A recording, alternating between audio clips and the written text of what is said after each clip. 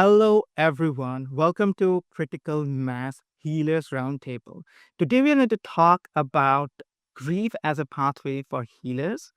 We are going to talk about what is grief, how grief has impacted our life, and the spiritual practitioners who have experienced grief in their own life, how they have tackled with it, what are some of the wisdom they have learned from it, how they have guided other people in their grieving journey, and everything that is to be learned about grief as a pathway for healers. We have an amazing panel. We have my friend Corey, Lise, Basha, Adrian, myself, Debjit, and we have our founder of Critical Mass, Tam. Hello, everyone. Hello. So happy to have you here. So before we begin the session, I'd like to introduce the panel. I'm going to share a little bit about Lise and Basha, and Tam is going to introduce Corey and Adrian, right? So Lise is a trailblazer in community development for 36 years, is celebrated for her heart-centered approach and transformative impact. Despite experiencing profound personal loss, Lee's turned grief into purpose by creating the Grief Warrior program, offering holistic healing and empowerment. She also founded the Master Community Builder program, equipping aspiring leaders with skills in reconciliation, nation to nation building, and social leadership. Known for her holistic and grounded approach, Lease preaches personal healing and professional transformation, empowering individuals and communities to heal, thrive, and create lasting change. Thank you so much, Lise, for being with us in this amazing session, right? And now I'm going to introduce my good friend Basha, right? So when it comes to Basha is an advanced pranic healing practitioner. She is a pranic hypnotherapist who can help with many types of physical and psychological ailments, helping clients recover from different addictions, as well as helping those who are suffering from grief that comes in many shapes and forms and through many causes. She is able to see past traumas as if watching a video, which helps her to decide the best way to assist in client's recovery. She's able to scan and treat clients remotely anywhere in the world. Basha helps clients, homes, and businesses to recover from psychic attacks. Basha sees clearly and writes up past incarnations when requested by clients. She guides lost souls to the eternal light and on occasions can be called upon in the aftermath of a major catastrophe to help guide the deceased to the eternal light, regardless of their beliefs. Her mission is to help people to lead a happier, healthier, and more productive life through pranic healing. Thank you so much, Basha, for gracing your present. It's so wonderful to have you, Lise and Basha, in this panel. Now, Tam, would you like to introduce Corey and Adrian to us? I would love to. Adrian, I always love introducing Adrian. She's one of my favorite local practitioners around my area. So Adrian is a mindfulness and frequency guide. She's a former social worker who transitioned into mindfulness, meditation, and frequency and energy work in 2018. Learning from different modalities as she flowed through her own grief journey. She knew that these could benefit anyone else, and she wanted to start sharing them. In 2019, she founded Life in the Moment with the desire to teach people how to experience more peace when it matters the most, which is right now. Yes, yes, yes, absolutely. And then we have Corey. Corey is a personal power reclamation coach and certified super consciousness recode practitioner. Um, Corey is also just such an amazing human being. That's all scripted. Corey is a personal power reclamation coach and certified superconscious recode practitioner who helps people in midlife shift from survival into creation. His work is with those who feel stuck in anxiety, regret, and loop thoughts. People who've done the work, lived the roles, and still feel like something is missing. I've got to say, because I know Adrian and Corey pretty well already, I'm super excited to have the two of you on the panel. Um, I'll take a second and introduce my co-host Devjit. I'm super excited to be co-hosting with you again. It's our second time running a panel together. So Debjit is the founder and teacher of Wizard Consciousness, a spiritual path that emerged after his decade-long dark night of the soul. His own journey carried him from sensitivity and disconnection in childhood through collapse and burnout in adulthood to a profound awakening in 2020. In surrender, the suffering dissolved, and what emerged was wizard consciousness, a state of living in harmony with the higher self, guided by soul truth and transmuting disharmony into peace. And I've got to say, the content that comes out of wizard consciousness is phenomenal. Like, it really does speak to your experiences as a practitioner, I've got to say. And of course, Dibjit is one of the committee members of Critical Mass, which, I mean, obviously, otherwise he wouldn't be hosting with me. And Dibjit, I'll let you take over from there. Thank you so much, Tab. And I am truly, truly honored and blessed to be part of Critical Mass and hosting this with you. Let's introduce who you are to the audience, right? So, Tam is the founder of Critical Mass. Critical Mass is a collaborative platform supporting healers, peace holders, and spiritual practitioners with education, connection, and practical support. Pam works exclusively with healers, intuitives, coaches, and guides, offering self development, mentoring, design. Specifically for those who hold peace for others. With over 25 years of full time practice, she brings a grounded, no nonsense approach to spiritual growth. Her mentoring draws on tarot, mindfulness, yogic philosophy, and energy based practices to help practitioners stay anchored, resilient, and aligned with integrity. She is the author of The Art of the Tarot and the memoir Walking with the Fool, and is developing the Yogic Tarot, which is a system bridging yogic philosophy with archetypal wisdom. Right now, Tam's journey spans intuitive readings, energy work, counseling skills, applied psychology, happiness coaching, and yoga teacher training.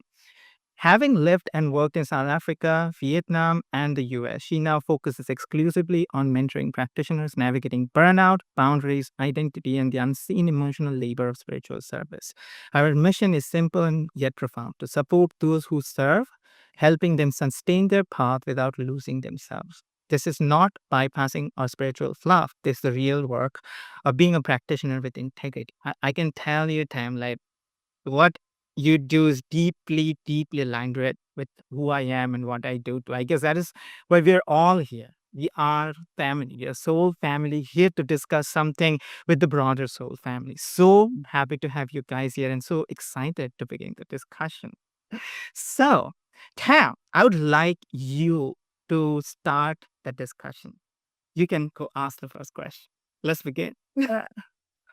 All right, so we're gonna dig around the personal encounters with grief, and I definitely want to hear from each of the panelists on this one. How has grief shown up in your life, and more specifically, how has it shown up on your journey as a healer and to becoming a healer? I think it's one of the commonalities that we see globally, clearly, is that somewhere along the line, grief has either played a big part on our journey to be a healer, or it's the catalyst that made us healers. And I think that's why I'm so excited about the subject, because there's so much commonality there. So I really want to hear about that personal, like, how has it shown up in your path? Was it the catalyst? And what moments of grief have reshaped the way that you approach your work? How has grief continued to show up in your work and shape the way that you work? Um, but yeah, I'm gonna let you open up the panel with that. Right. Um, I think the grief started, I think, with through my parents. They suffered tremendously during the war, and my mother was in a concentration camp. And there was always grief around the family. They were brought up in grief. But then they said that the only way to overcome this is forgiveness. And they taught us that whatever happens, you have to learn to forgive. And you mustn't be angry at anybody. Don't hate anybody. Just send blessings. And that is how I was always brought up. So whatever I came across, it was always forgiveness. And there was, of course, and that is the way that I progressed. Even as a child, we could see the grief around my parents because they lost everything. They suffered very badly. And it was forgiveness. So we were always taught forgiveness. And I think that's what my healing journey is, always forgiveness. And that's how I get across to my clients. Whatever they go through, grief, there is forgiveness, because a lot of people grieving, they're very angry. And my parents lost this anger by forgiving. And I think that's one of the important things. That's what I can, that's the only thing I can do. That's why even when various things have happened, um, like my sister, I had an estrangement from my sister. I was angry, but then I forgave. She died suddenly, and I've forgiven. I forgave myself, and I've forgiven her. So it comes both, both. So you have to forgive that person and you forgive yourself, because there's a lot of things you say in anger during grief.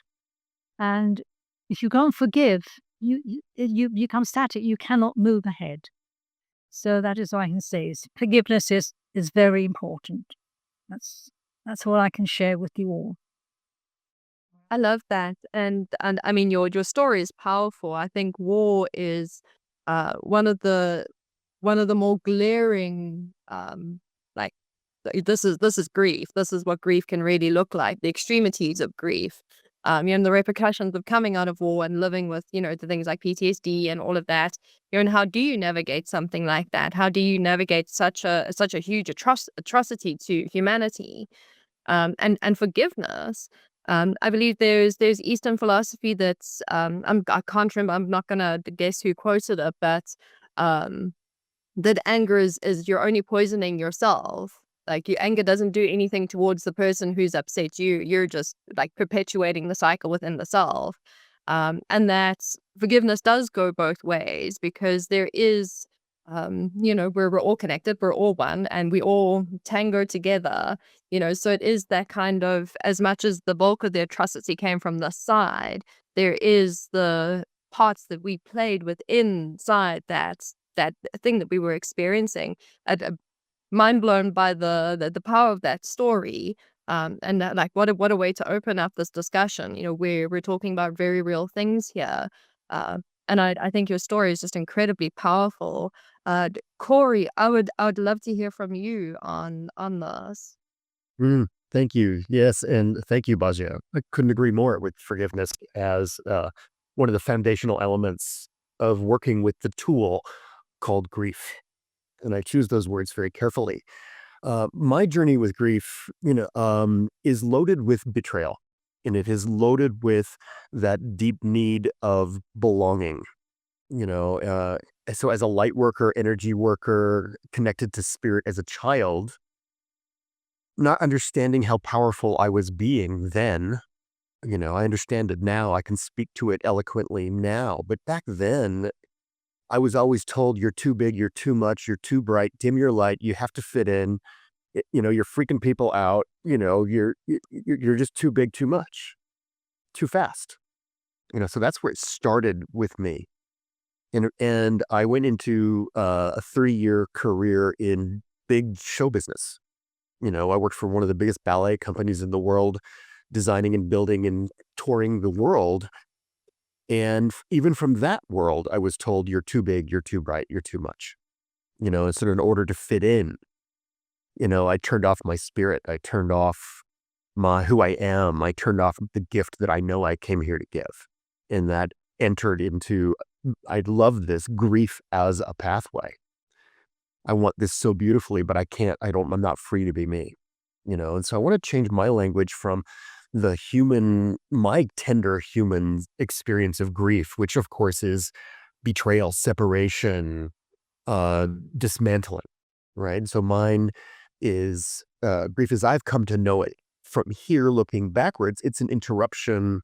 It's not an interruption of life. It is that pathway. And so grief shows up as an architecture of collapse, right? Things, dismantling of those familiar structures, be that family, business, relationship, whatever that is. It's tearing down identities and connections that no longer hold that original coherence. And so the personality calls this loss, but the soul calls this passage, right? So I'm going to get into this a little bit more a little later, but for me, grief has turned into a corridor, a narrow, dark, demanding surrender. And there's a different definition of surrender for 3D, 4D, and 5D, those dimensions. So when I allowed myself to walk in grief, as opposed to just be crippled by grief, I discovered that it was leading me not into sorrow, but into light. It was the journey home. So each encounter with grief stripped away those illusions of control or that false certainty until what remained was essence. Not who I thought I was, not who I tried to be, but the unbreakable core of my being, the original self that can never be lost. So now, walking as a healer, this has changed everything. Understanding this deep root, the foundation I stand on, that we all stand on, but we often don't know it when we're younger. I no longer see grief as something to fix or soften or escape. I see it as a sacred teacher. It's that initiatory force that expands our capacity to hold that space, to listen, and to love gigantically. To love gigantically. So let me stop there. This is why Corey is one of my newest favorite people, because the way you explain things is just I love it. And you speak my language, you absolutely do. And I think that that's something that's probably prominent on a lot of healers' parts. I know for me, that you're too big, you're too much. I was always told to get off my soapbox. At like age 7 or 10, I was in an uproar about what was going on in the world and how it wasn't okay. My parents were like, "No, shush, be quiet, don't talk about it."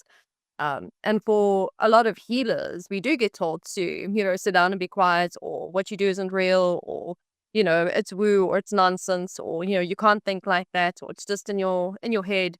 And I think for a lot of them, they find that huge disconnect with themselves, and how you've used um grief as a way to unpack and like pull all of that apart. I mean, here you're looking at the death card in tarot. That death is your friend. Like it's a constant companion. That death, taxes, and tower cards is my new favorite saying. They're things you can't escape, and death isn't the end of life. It's the end of aspects of the self where it's like, this no longer serves. This isn't real. This strips away the illusions. And I think that that's such a big part of the grief process. Is it's necessary. Death is a very necessary part of everything. If the trees didn't die in winter, they would never renew themselves in summer. We have to have it's the natural order of things. And I think for us, I do believe that it's a natural part of our process as healers we've got to go through some kind of grief to befriend grief, because people will come to us with their grief and we've got to recognize it and be like, "Hey, grief, I recognize you. Come, let's have some tea. Let's have a chat. Let's see what's going on here." So the way that you've explained that, and the way that you've allowed grief to become a positive impact on your path, instead of like, "Oh, you know, we don't want to deal with that," I think is amazing. Um, Adrian, I would love to hear from you on this. Yeah, so like I said in my bio, my journey from grief is the soul catalyst into this. Once I started kind of understanding, you know, some of my purpose here, why I'm here, like grief through death of loved ones has been constant throughout my entire life. Like grandparents, I think all of my grandparents were deceased before I was 8 or 9, and then it was just consistent through my life with two of my best friends, multiple animals, like just that, consistency. And I was like this caged little ball of empathy, right? Just grew up this little sad kid. Some of my favorite songs looking back were just really sad songs, and I would just listen to them and cry and cry and cry. And so, like, grief was just this little pattern that, I must have chosen, and now I understand. It's with the intention to help people ride through those waves. My main kind of, um, step into this work was my dad in 2016 had a massive stroke. It was actually, he lived for about a week, and this is the week. It was on September 8th, and he transitioned on the 16th. And so this is perfect timing for this and to honor him and what that taught me. But it was what I like to jokingly call non-consensual healing. Like, I had no choice to get broken open. I didn't, like, choose to, "Yeah, Imma step into this role." It was every feeling I had suppressed and laughed off and swept under the rug and eaten or drank or whatever, all of that emotion was just like, and so through my dad's death, we used humor. Like, we all have a little bit darker, silly, twisted sense of humor, which, Tam, I know well that you share. And so that's how we kind of got through that week. And then 2 months later, I got pregnant with my son unexpectedly. I had always been adamant that I would never have children because the thought of loving something that much was terrifying to me, right? And so, yeah, I had to get into this dog. I had to get into um something to help my body move that grief. And so my first introduction was like meditation and Reiki and doing self-healing Reiki. I knew 100%, so many other people need to experience this. So yeah, that was my catalyst. And then humor and like true acceptance of all emotions that like to run hand in hand with grief. Um yeah. I love your term non-consensual healing. I hear that. I think if you're called to the path of being a healer, you understand that term like completely. Non-consensual healing. Yeah, if I have your permission, I would like to repeat that in a couple of other places. A lot of the grief that we do go through as healers that really either catalyze the path of us becoming healers or mold us along the path of being a healer. I think a lot of it is that non-consensual healing where it's life just hands you stuff like death after death or shift or tower moment after tower moment, and you're just like, what is all of this? What do I do with all of this? Um, so your grief isn't something that we choose, but we can choose what we want to do with the grief as well. And for a lot of us, we choose to take that and make it medicine, which I think is a beautiful thing. Because a lot of people, especially in the Western world, there's a big aversion to like grief and death and all the sad stuff. Like we avoid it at all costs, but it's part of who we are. We can't escape it. So that's where people that are so skilled in navigating grief, like the panel that we have here, are so important because you can safely hold someone's hand through their grieving process where it's like, it's okay, I've walked this path, it's safe, like you're in safe hands here. And that's why people like you are so important. um Lise, I wanna hear from you on this because I don't believe we've heard from you yet. Well, good morning, and thank you for calling me up. My name is Lise, also known as Mountain Woman, my spirit name. And I live on Treaty 6 territory. And what I find with grief is it's like a rites of passage. I'm here in this portal of life for a certain period of time. And grief, after losing 6 family members, has become a reminder of who I am spiritually. I've gone further into my consciousness, being silent and at one with the divine and the creator, and understanding that I'm here for a significant reason, and that each and every one of those passings, some were from health issues to the accident, well, the death of my ex-husband in a house fire, which was very, very traumatic for my sons and I, has taught me to go deeper into my soul. And what does that look like? Is it the fear that I have of being vulnerable? It's okay to grieve. It's okay to cry. It's okay to allow myself to be at that present moment because I'm here in this portal, knowing that this is a part of the cycles of life and that Mother Earth teaches us all. And this is where I gained a lot of my healing, was going into the bush and allow myself to surrendering to an old oak tree, crying my eyes out and holding it. And that symbiotic energy of that tree really helped me to ground myself, to put my feet right into the roots of Mother Earth and look up at the tree and stand up with my own leaves and stand up and put my arms up and thanking that spirit of my mother who passed at that moment and feeling her essence going into the heavens. That's my belief. And I felt that essence broke the sadness because I felt the sunshine coming down on my face and the warmth of her energy transitioning, that she too was at peace and came back home to centering herself into the next transition, into the next portal of her being and understanding. So for myself, what I learned about grief is not to be afraid of it, to encapsulate it just like the birth of a baby to the death, that it is a rites of passage. We are here in the portal time to learn, to love, to live, and leave a legacy.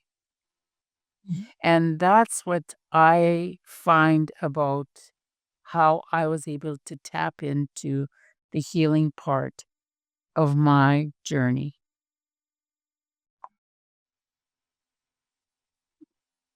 Oh, my mind is just blown. Wow. That is just that, yes.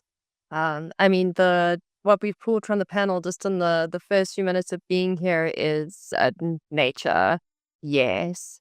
Nature is just such an amazing teacher and transmuter of what's happening if we allow ourselves the silence to get in there and listen. Um and forgiveness is definitely the other key theme that comes up, like reconnect with nature, reconnect with the self, learn forgiveness.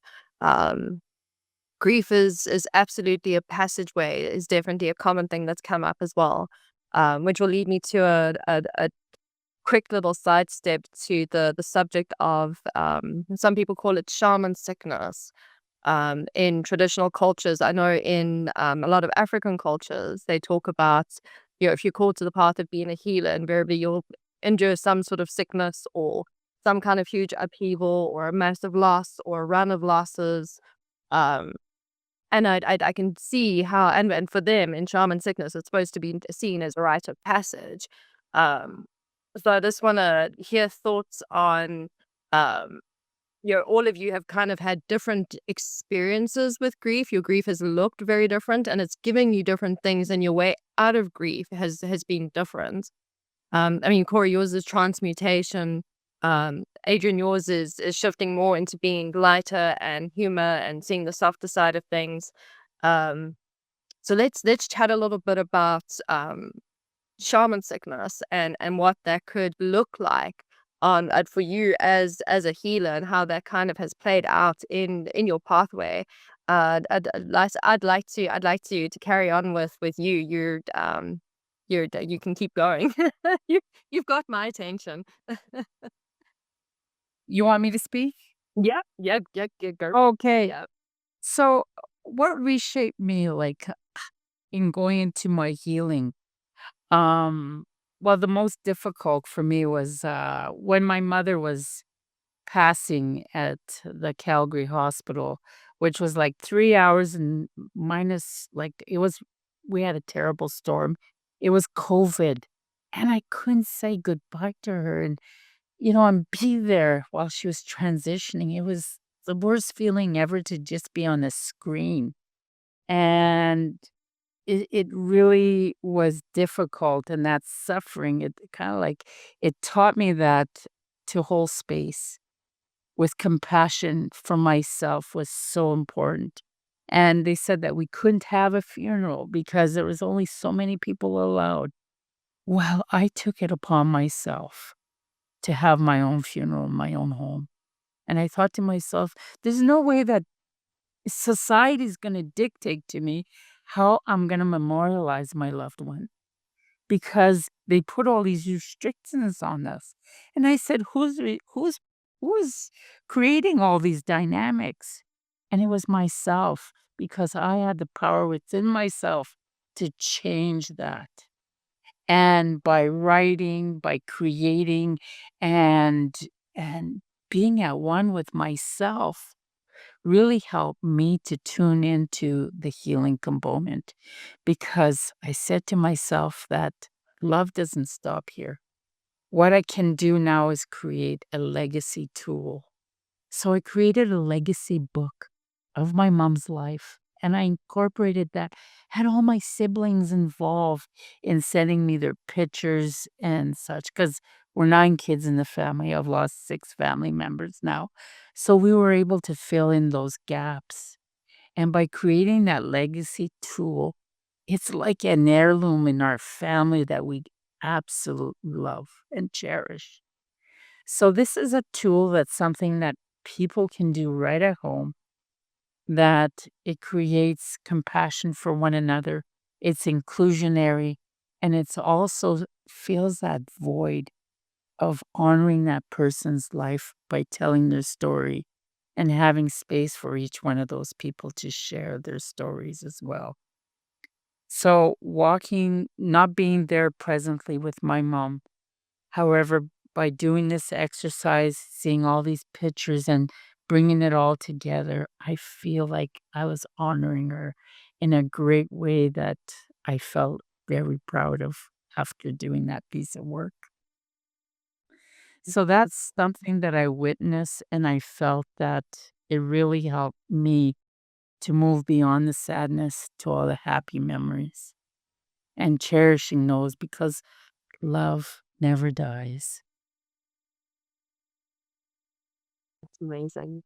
Thank And we are energy. I feel her energy even when I'm talking to you right now. She's right here with me, and all my family members are there too. And the message is that you have to go on because your sons are still here and all your loved ones are here. It's not your time yet.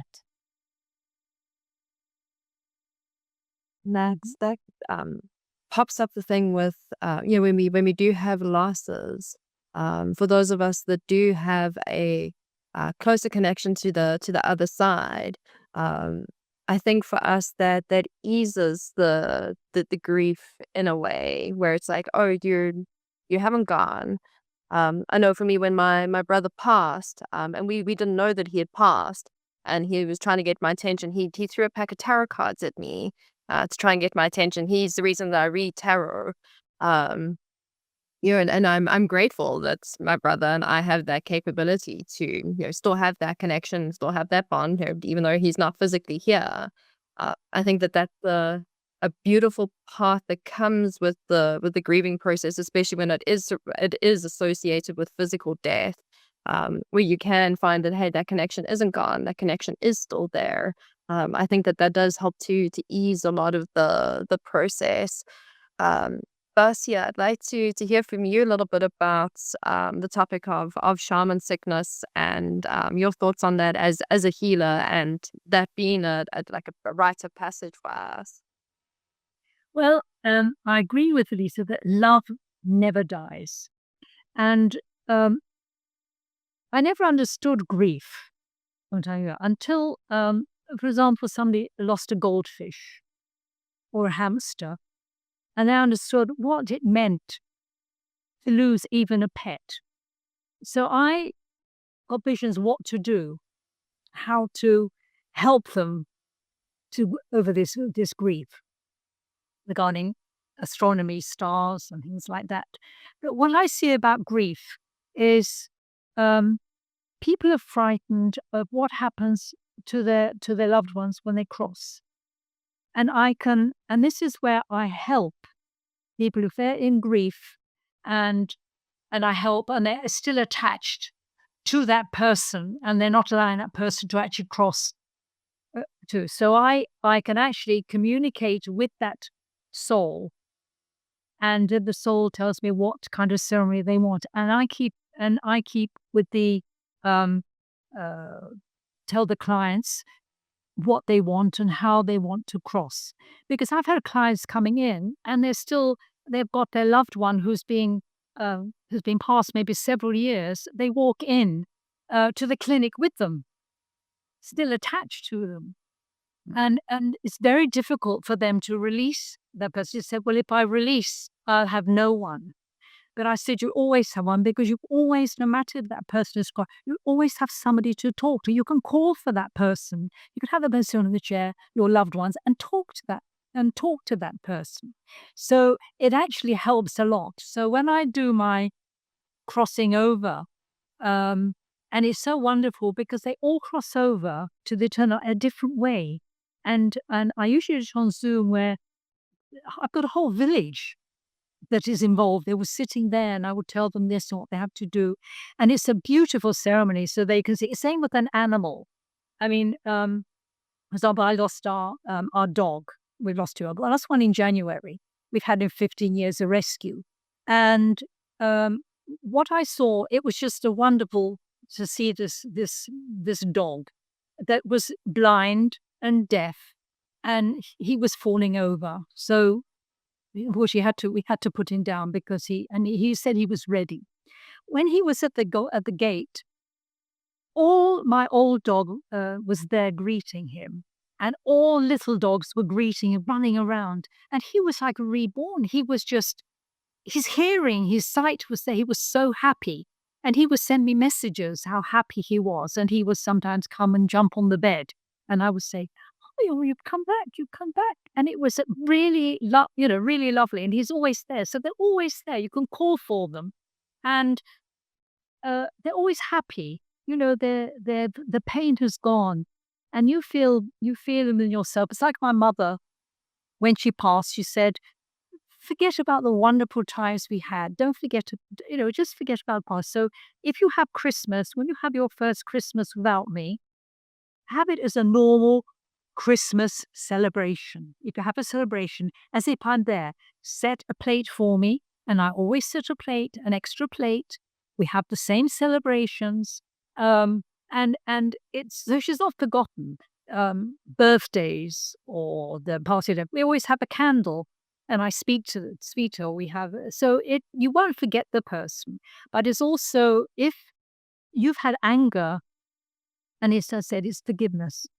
Because there's been those things, you just forgive that person, because you can't suffer, And I know that once they cross, they have a great time. It's the same when I take over people who've had big accidents, and I'm called to take them over. Sometimes they don't want to cross over. They said, no, we want to remain here. We're waiting for our relatives. We've got to wait. I said, you just wait and enjoy it. And take girls cross over. Then I come back. You're ready to go. No, we're not ready yet. Not ready. Okay, all right. So it's an ongoing thing. And usually they're so happy.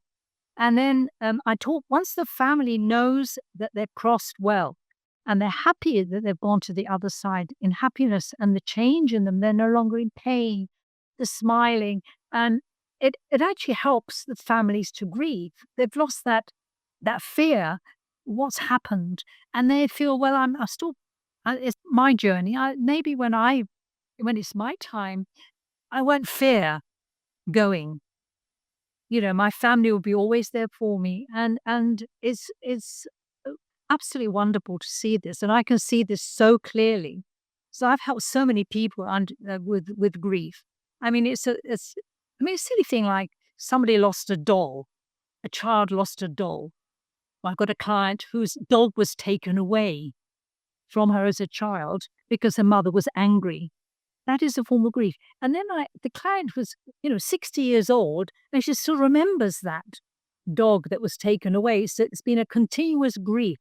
But when she understands, once, we speak about the journey, and it actually helps the person. So there are many different ways of grief. And outside, and I always say, be grounded.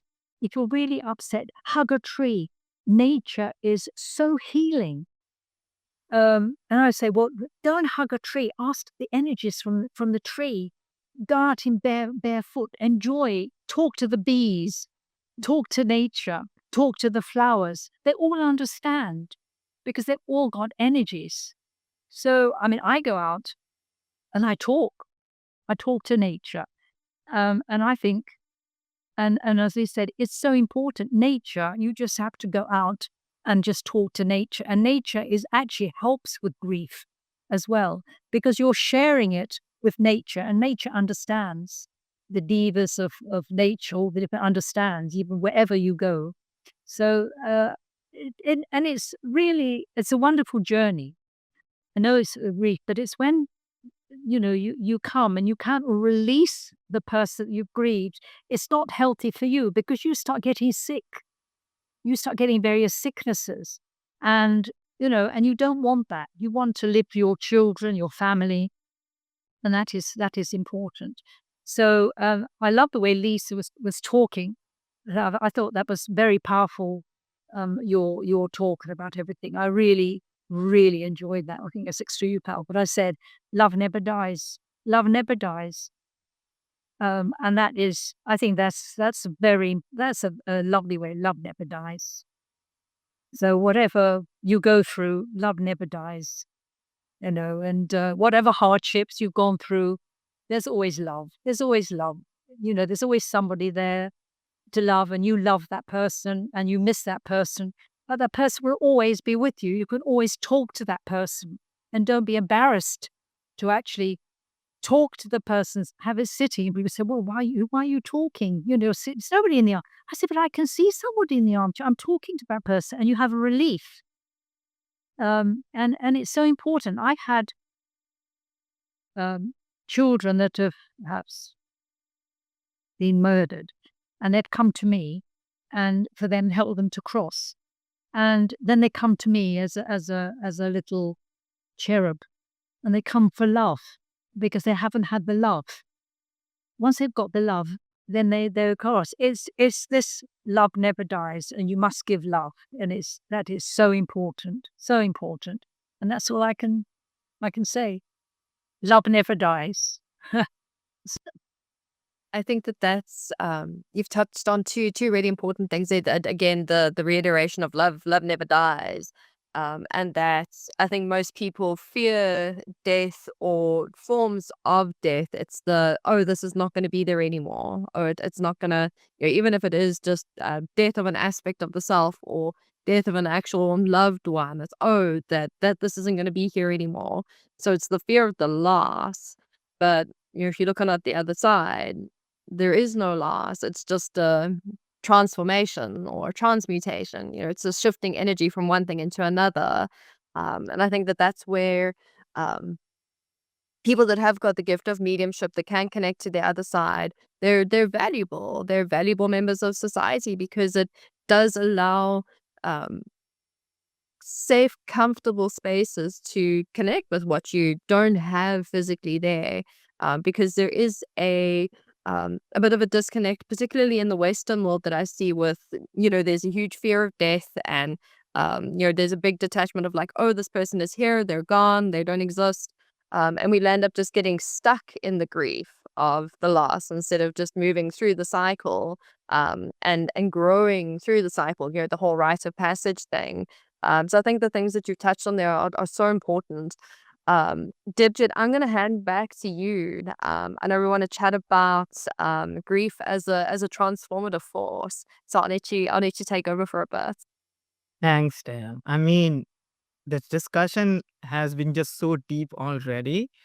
Honestly speaking, I feel like an imposter in this topic. I had a pre-conversation with our mutual friend Nat, who was supposed to be also part of the discussion. And I asked Nat, I remember that, like, hey, Nat, I'm supposed to be hosting this panel, and I've not had personal experiences with grief because my mom and dad are alive. Yes, my grandmom and paternal grandmother, grandfathers, they have all passed away, but I did not experience grief as such.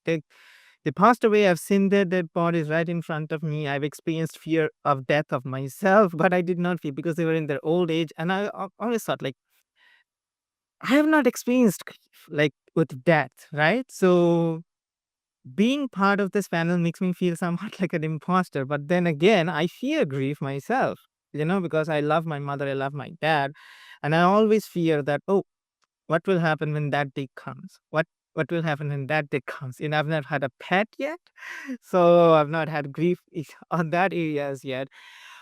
So when it comes to this next segment of grief as a transformative force, what I would like to start with Corey. That the question is, all of you have had personal experiences with grief. You have had people in their life, close ones, whom you are deeply attached to, had loved deeply, and you have experienced their passing. And when somebody firsthand experiences grief, a profound sense of grief, like Lise was mentioning, Basha was mentioning, what does it do for you? I mean, I know, like, when I go through deep, dark stages of my life, it increases my ability to hold space for other healers as a practitioners. So, Corey, if I ask you, when you experienced grief personally yourself and you healed through it, and when you reappeared as a practitioner, what changes you found within yourself? Was there a deeper space within you? Were you able to relate with other people who are or were experiencing similar themes in their life? What were some of the transformations that grief has brought to you as a spiritual practitioners for others? For sure. Thank you for asking. And what I'm about to say overlaps a little bit with Tam's question earlier about shaman sickness, because that's definitely my story. And, some people here, we've named grief. One of the ways it shows up was when we lose people that we love. And when I introduced myself at the top, part of my grief story was I had lost myself, right? I sacrificed myself to belong. I sacrificed myself to fit in, so that I could, get along with those people that were telling me I was too big and too bright. And I eventually began to believe the lie. So I had some soul death.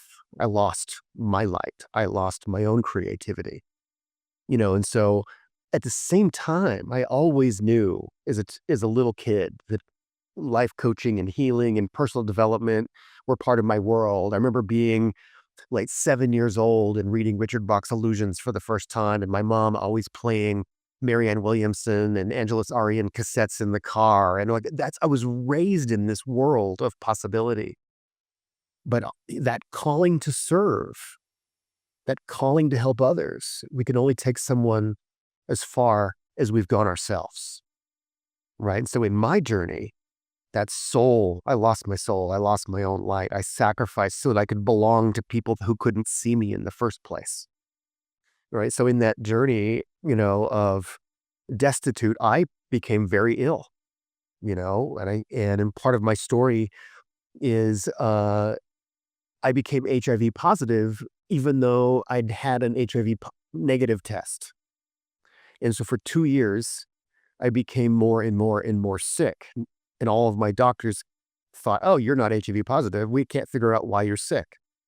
And after 2 years, I'd lost over 100 pounds and I was carrying an oxygen tank behind me, and then finally my spirit was knocking on my door loud enough, right?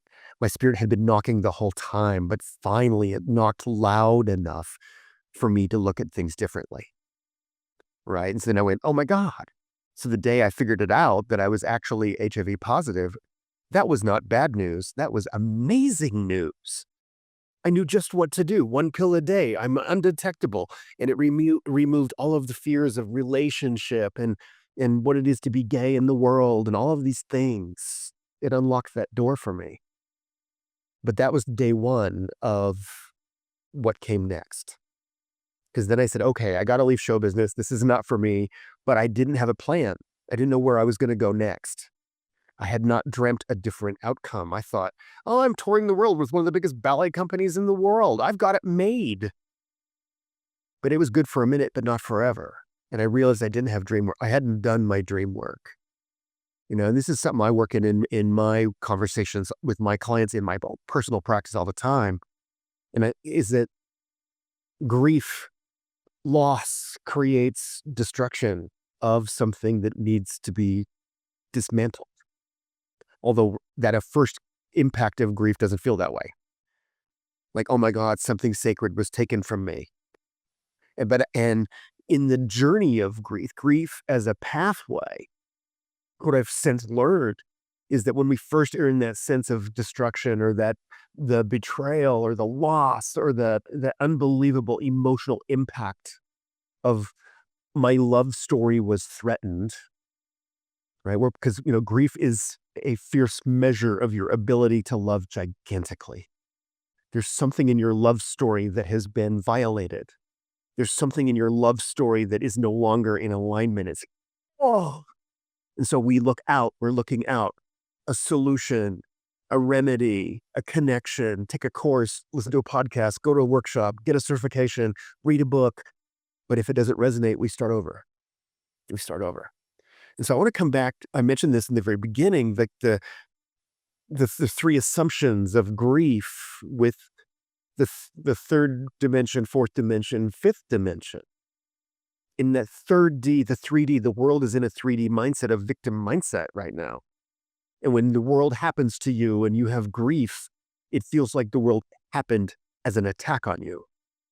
And that part of that first assumption in 3D is, I'm helpless. I can't do anything about it. I'm going to settle with it. Even though I don't want to, it sucks. I don't know what to do. Oh, and that's your spirit knocking first. You've got work to do. You've got dream work to do. So then we go into the realm of the fourth dimension. And now this is where we do the work of the dark night of the soul. We start to address our shadow work. We start to have the courage and the stamina and the energy to do our shadow work, which takes a lot. But the gift we receive in the doing the work of 4D, that mindset of meaning, is that grief becomes initiation. Instead of just pain, it feels like a doorway into something larger. People begin to sense the unseen, the soul contracts, the ancestral presence there, the synchronicity. Grief starts to open awareness to layers beyond the physical right here, right now. There's more. This is where the pain of change is less than the pain of staying put. So we're willing to do that. And so when we're in that 4D world, yeah, we're facing our grief, and yeah, we're feeling gigantically, and yeah, it takes a lot. But Spirit says, but I'm filling your well.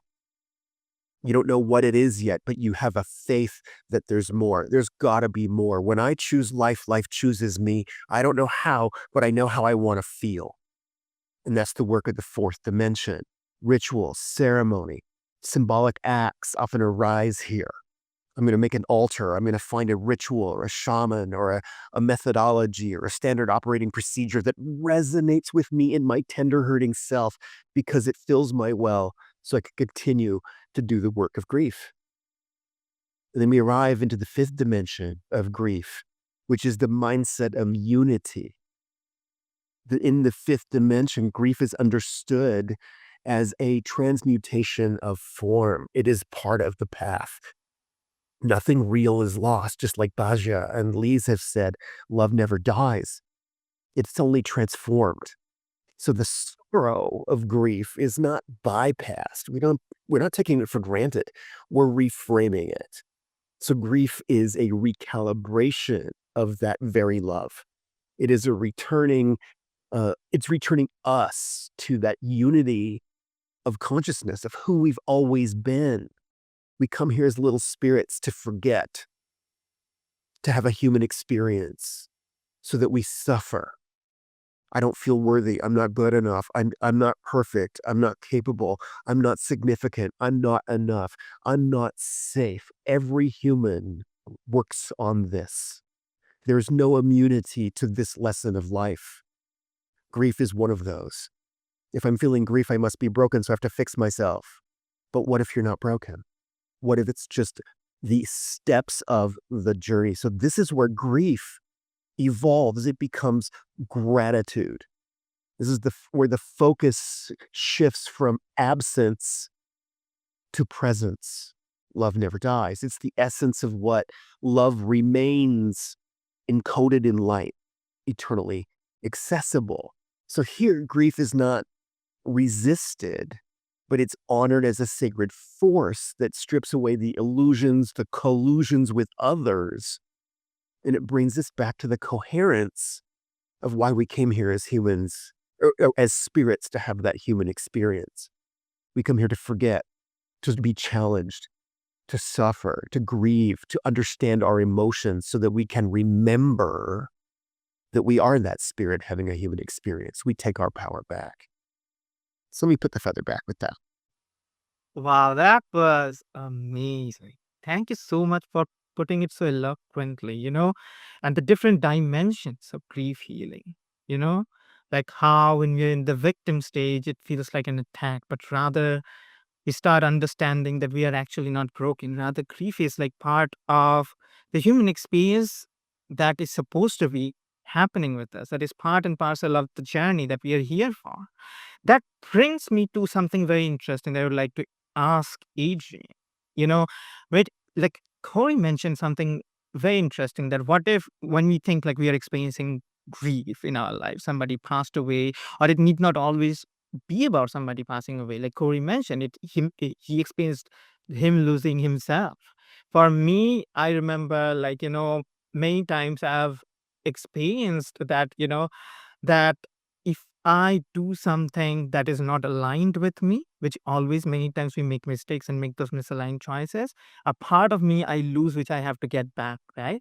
But while we are going through the grieving process, we think that we are wounded, we are broken, we have to fix ourselves. But like Corey restated in such a beautiful way, that what if that is exactly what you're supposed to be feeling?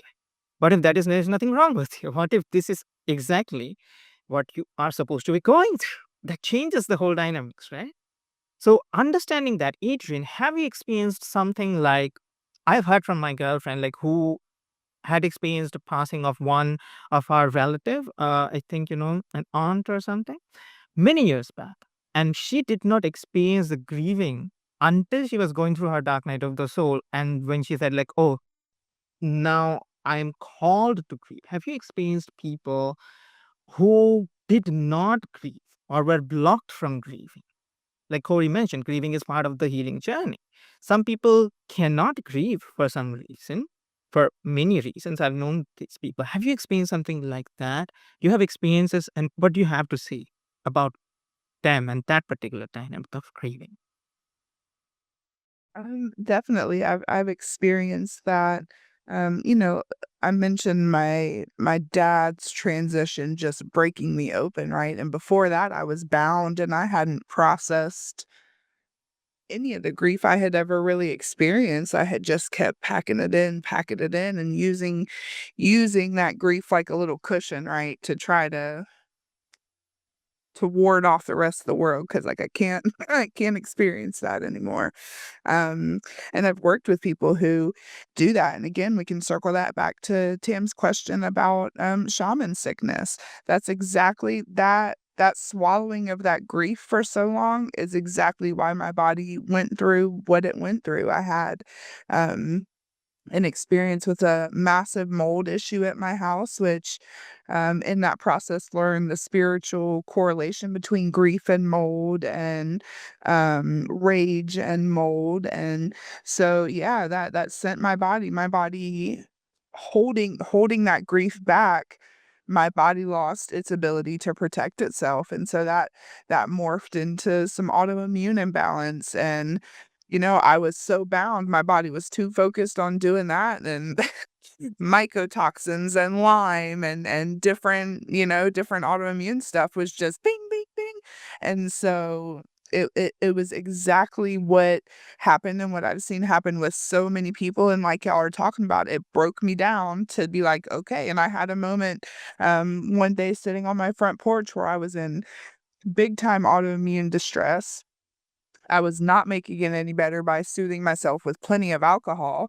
And I had a moment on my porch where I felt like if I chose not to breathe again, I could probably die right now. right? And I had that moment where spirit was like,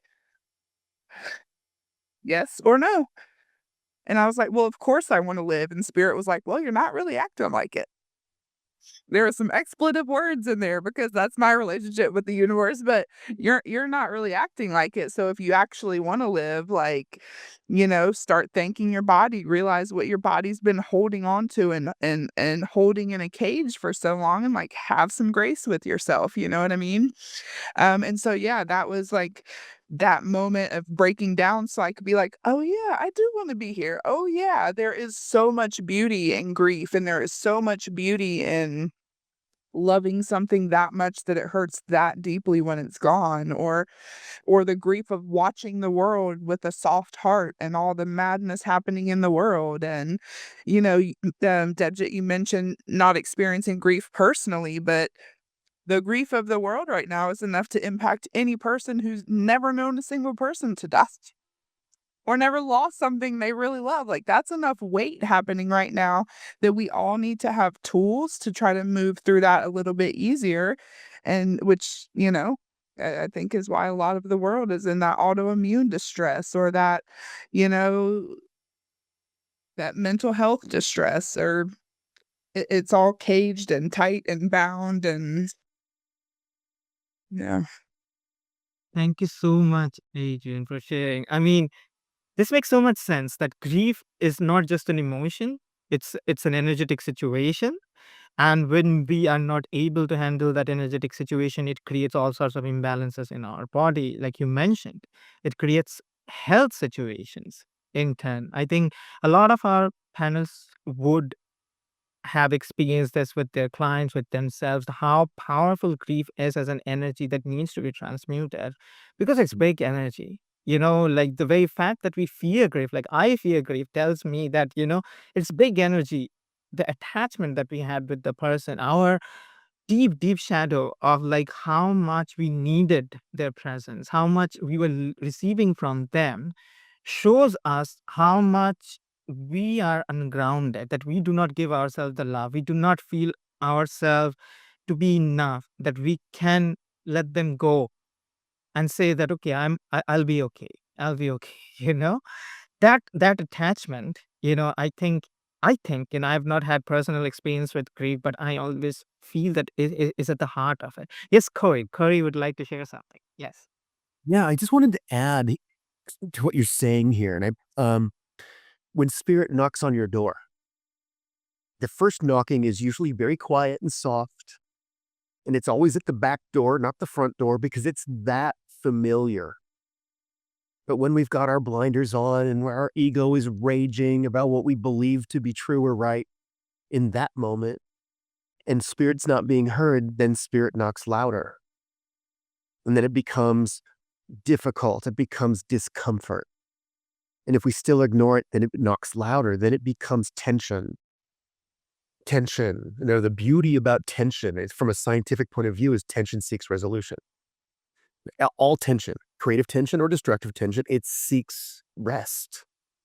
But then if we still don't listen, that tension becomes inflammation. Inflammation then becomes disease. And this is spirit knocking louder and louder and louder. This is often can become destruction or bottoming out. When just like Adriana said, there was that moment when, okay, you can either choose life or choose death right here, right now. And when we choose life, life chooses us. And so I just wanted to call in a little bit. Suffering, challenge, discomfort. Yeah, it sucks. But why? There's something your higher self is saying, you've got work to do. And mostly what I would say in my coaching is you've got dream work to do. Because anxiety, I love this. The definition of anxiety is expending all of your resources on an undesired outcome. Your time, your energy, your money, your attention. Let's turn it upside down. The definition of inspiration is spending all of your resources on a desired outcome, your time, your energy, your money, your attention. Most of us are suffering right now because we have not dreamt about our future. We have not dreamt about how good the world can be. We haven't made a list of 100 things that are amazing so that when we forget and we're hurting, we can go, I remember my love story. I remember my love story. Because when we forget our love story, we suffer. So I just wanted to call what you said, Deb, back into the conversation about grief is part of suffering, and suffering is an invitation to heal. So with that, I'll put the feather back. That was amazing, Corey. Thank you for sharing about this. Now, this brings me to something like, like Adrian was sharing and Corey has been mentioning, like, just now, like how it becomes inflammation, how Adrian mentioned how it impacts the health situation. So, Lise, I would like to ask you the question, like, you have experienced profound grief in your life and you are called into your path, which is about helping others, navigate grief, right? You have had such profound, deep experiences in your life. Would you like to share how your body reacted when you were in the grieving process? Did you experience health challenges and how you navigated it and how navigating it helped you to have the space for others who are going through the same challenges with grief? How could you explain? Well, I feel like grief is a great teacher. It helped me to strip away the illusions of my id, my ego, and superego, and coming back to who am I? The foundational question to all of our lives. Why am I here? How am I going to get through this? And the beautiful thing about the culture that I go to is I went to the sweat lodge. The sweat lodge is like going back into the womb of Mother Earth. I felt safe there. Yes, it's dark. We do our prayers, and it's like an uplifting of my soul connecting with the spirit world, my ancestors, and feeling all the different elements from the rocks to the prayers to the drumming to the singing to the messages from the elders. It truly helped me to transform my own courage, to step into the alignment of who I am and my purpose of being here. And that this grief was a sacred teacher. It became like an elder to me, that I had to look in my mirror, and be accountable to me to make myself better by taking responsibility, because we all have hands. And in our hands is something, and each finger holds something about taking responsibility. I am responsible for what I say and do. I am responsible for how I care for myself. I am responsible for the actions that I take in my life. I am responsible for navigating my own journey towards healing. What I do every day as a ritual is I give thanks for the smallest things on earth to the greatest things. And one of the beautiful things too is that I feel that I went into the conscious and unconscious periods, and it was helping me to adjust to the here and now. So when the elder passed away that I was very, very close to, that I used to go to the sweats with, he came to me in a dream. And in that dream, he was so happy. He was riding on an eagle, and he said, "Oh my goodness, I've arrived to this beautiful place I didn't even know of." And he said, "I'm back. I'm healthy, happy, and this eagle has taken me to a different flight." And I felt that transformed my own vision of how he had passed away. And it was a message for him. So I could give that message to his children. And when they heard me tell them this story, it was able to help come to a place of calm. with the loss, the physical loss, and know that his soul journey had arrived to that place of the happy hunting grounds, is what we call it. And that there's nothing to fear, that the rites of passage is a part of our portal. It's our part of our existence. And by coming to terms with my own grief in that moment of understanding how they can send us those messages. Another moment of what really transformed me is when I went to the ocean. And you know that 80% of our bodies are water. And when I jumped into Mother Earth, into the ocean, it was like I was being reborn again. That I felt the breaking of that sadness in that cold water. It just stifled me. And I said, I'm alive. Hell, I'm here. I'm so grateful for this moment because you've showed me that it's okay.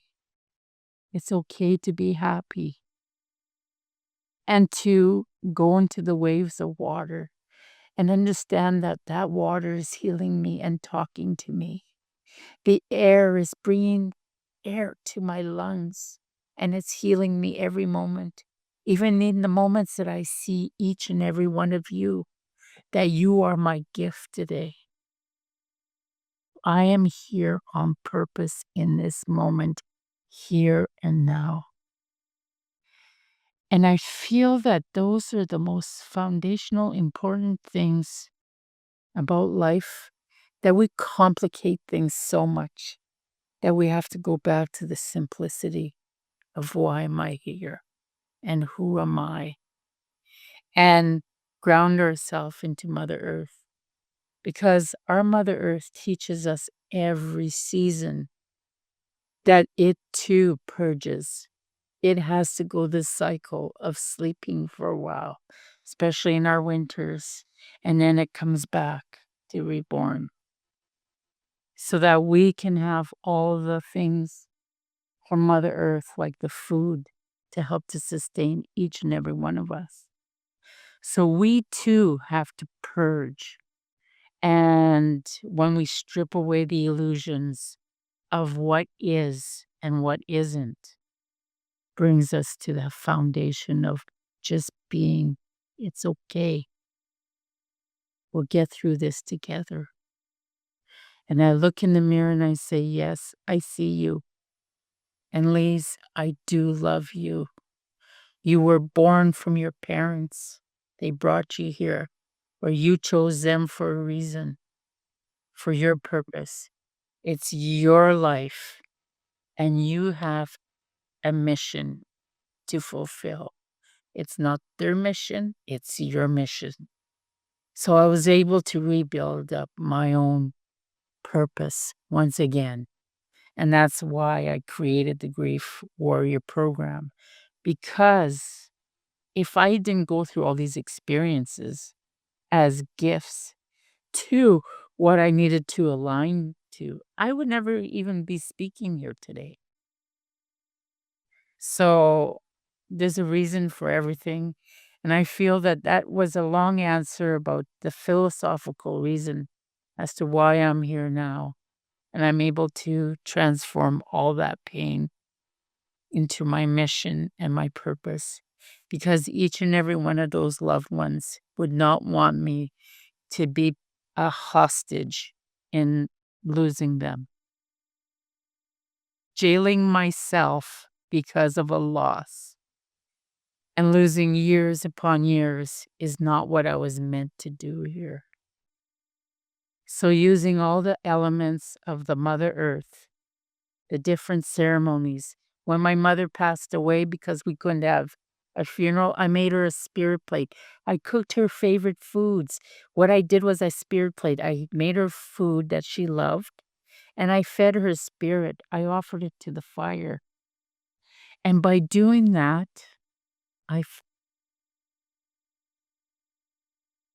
so all in all, with all the stories of everybody weaving their grief was also a gift, is what I'm finding from each and every one of the panelists here. So thank you all for sharing, Corey, Adriana, and um, everyone for your stories about your grief and your transformation, because it too adds to the assets that I'm creating in my consciousness so that I can help someone else along the way. Mhm. That was truly profound, Lise. Thank you so much for sharing. Lise, like when you mentioned like grief is like a sacred teacher and how nature itself purchased, that was like truly touching. I mean, like everything that we need to learn about our own life, nature shows us like how it is handling itself. You will look at nature, somewhere it's happening. So I guess that is also why almost all of our panelists have mentioned going into the nature, hugging tree, being with the bees, because it's like nature is the ultimate teacher, which is going to teach you how to deal with it because nature knows, right? And also one thing that comes to my mind now that, like when you mentioned like uh the community aspect of it, Lise, like you got called to this mission and now you're helping people from your own personal healing. And one thing I was also thinking when hearing about it, like I think our ancestral you know people, they had a much better understanding of how to handle grief because they were much more rooted to nature itself. So to Pasha, I have this question: what do you have to share about the aspect of community when it comes to healing grief? You know, because you have been helping people, you have helped souls transitioning who have met with big accidents. What do you think? What is the role of a community? Most often, when we are experiencing grief, we shut ourselves down. And like Louise mentioned, it is the time when you go out and connect, but which is the most difficult thing to do, right? So, Basha, what would you like to share about grief as a sacred teacher and the role of the community in and nature itself when it comes to healing grief? Um, right. Uh, when it's all about when there is grief within the family, and when you get a village, when the village would get together to grieve that person, this is where I would. This is why I would always say, and I agree with Lise, that I would say prepare the dishes that person liked. What foods? And we were paying some often they were depending on sometimes they were the Hindu or whatever, they would make an altar, put it in front, or what clothes, if you wore certain clothes. And we got the community involved. And the whole community would say, well, do you know he played such and such an instrument? I said, well, go and find that instrument. Let us get his journey. Let's help him. Well, let's solve the journey. So there were different ways of doing things. Also, I did a lot of with the ancestral grief because a lot of people, when you do past incarnations, a lot of people think, well, there's something missing in my life. And when I go back into the past incarnations, there was grief. There was actually grief. So when I used to write up the past incarnation, I could see what was happening. Could be 200 years ago. There is grief. So I would then tell them the journey, why this grief occurred and how the journey happened in this present. And they would understand the grief in this lifetime, why there was something missing in their life and I didn't understand. So I would explain how to deal with this as well. Because there are various things, grief, some things were very, very, I mean, hundreds and hundreds of years ago, could be from thousands of years ago to another planet. Because I could see that as well. There were various things that happened, and losses. And then in this life, they will feel there is some sort of loss, I feel. So as a community, especially the village community who knew people, we would get together, and that's how I would help. And it's through I would say transport myself to the community, to the village, and I would be sitting there as part of the village to help because I can transport myself from one part of the country to another. I can actually do that. So if there's any community that's grieving, I would go to that community where I would sit together and help the community and join in with their food, with their type of food. And I would say, well, I think the soul, you're grieving, that person wants such and such a dish. And they would say, how do you know? I said, well, they're telling me that they would like dishes. They would go prepare the dish. And I would do things, especially when there was Diwali, and I would go and present the food to the person. So there's different ways of doing things, but there are people, it is right that they miss certain foods. They miss certain traditions, certain things and parts of the family, or they do, let's do this silly little dance. And they would say, well, how do you know? And I said, well, he's asking you, or she's asking you to do this dance. And that actually helps in the grieving process. So I've been writing a lot. And it's most amazing journeys that people have to help with their grief. And they go, Pasha, this is amazing. I feel so good because I feel there's a tightness in my chest always, and I can't relieve it. And I always feel unwell. I feel depressed. But you've opened something up, and I feel light. I feel like a bird flying, So it's different journeys, and I deal with so many different people, but it often happens from planets, because I'm into different planets, different galaxies, and I'm actually describe them, and I'm in contact, and things have happened, grief in those families, and the reincarnation in this life, and there's been a lot of grief. So I have to go back and find out what's happened and how to help people and communities in this life. Because you're all here for a purpose. We're all here on a journey, and we all have a certain purpose. We've been reincarnated here for a purpose. So there are all different things we can do. And grief is actually, many people, I think it's grief that is the main thing. Because a lot of people have suffered grief from generations back, and it's from one ancestor to another. And it's coming out as, you might have an illness and you find, or for example, you're handed down a piece of jewelry, and you're with this jewelry. I said, well, that's from my grandmother. And then you start feeling ill because the illness or whatever the grief is in that piece of jewelry. So I clean the jewelry. Sometimes I can't. I said, just put it away, wrap it in silk, this piece, because it's making you sick, because the grief has been carrying on, and the sickness from generations and ancestors has been carrying on, and it's coming to this bit of jewelry. So it has to be cleansed. Sometimes it can be cleansed, sometimes it can't. So there's grief in everything, even things that you're handed down. And as I say, with Corey saying, is grief always put down? You're not good enough. You're this. That is a grief that many people go through. They're not good enough. You can't be good enough. You don't look good enough. Your sibling is better looking than you. So it's you need to understand this. So I with my age that I am, because I'm old compared to all you, so I've been through a lot. So there's a lot to. This is the most amazing subject, and it can be, you can speak hours and hours on the subject, because it also comes from ancestors, from your past ancestors. This grief, it carries down from unless you know and you can actually heal do generational healing, then you'll feel better, because there are certain illnesses they say, well, I'm sorry, it's genetic or generation. It isn't. It's because of the grief that you've experienced along from generation. Once the generational healing has been done, you start feeling better.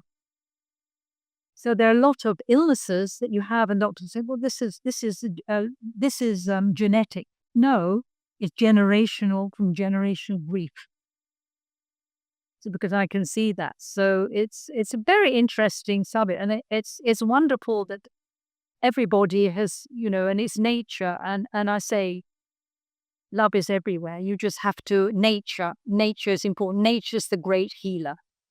And wherever you go through, it's healer. And we're all here. We've all got together here for a purpose. We're all got together. We don't know. I know you, but we're all here for a certain purpose. What has brought us together? This talk on grief. And we've all got our different ways of dealing with grief. We've got our different way of doing things. So that's what I have to say. And I'm very happy to be part of this today. Took my little 2 cents. So it's Thank you so much, Basha. That was amazing. The perspectives you share, like the ancestors, dynamic. I mean, like that was amazing because that was something that I was not even thinking of. And interestingly, our next segment, Tam is going to be taking over and she's going to be indulging us into the ancestral perspective. We are going to talk about what are some of the cultural and ancestral perspectives of healing that we have learned, we have seen around us, and that we have been bringing as spiritual practitioners to our clients. But before we do that, we are going to take a short break and we are going to come back very, very soon. So, audience, if you are watching, this would be a good time to leave some comments and put it in the chat. Once you put it in the chat, I'll request our panelists to, comment and, to whatever questions you have left whenever they are available. So see you guys in a hot minute. Absolutely.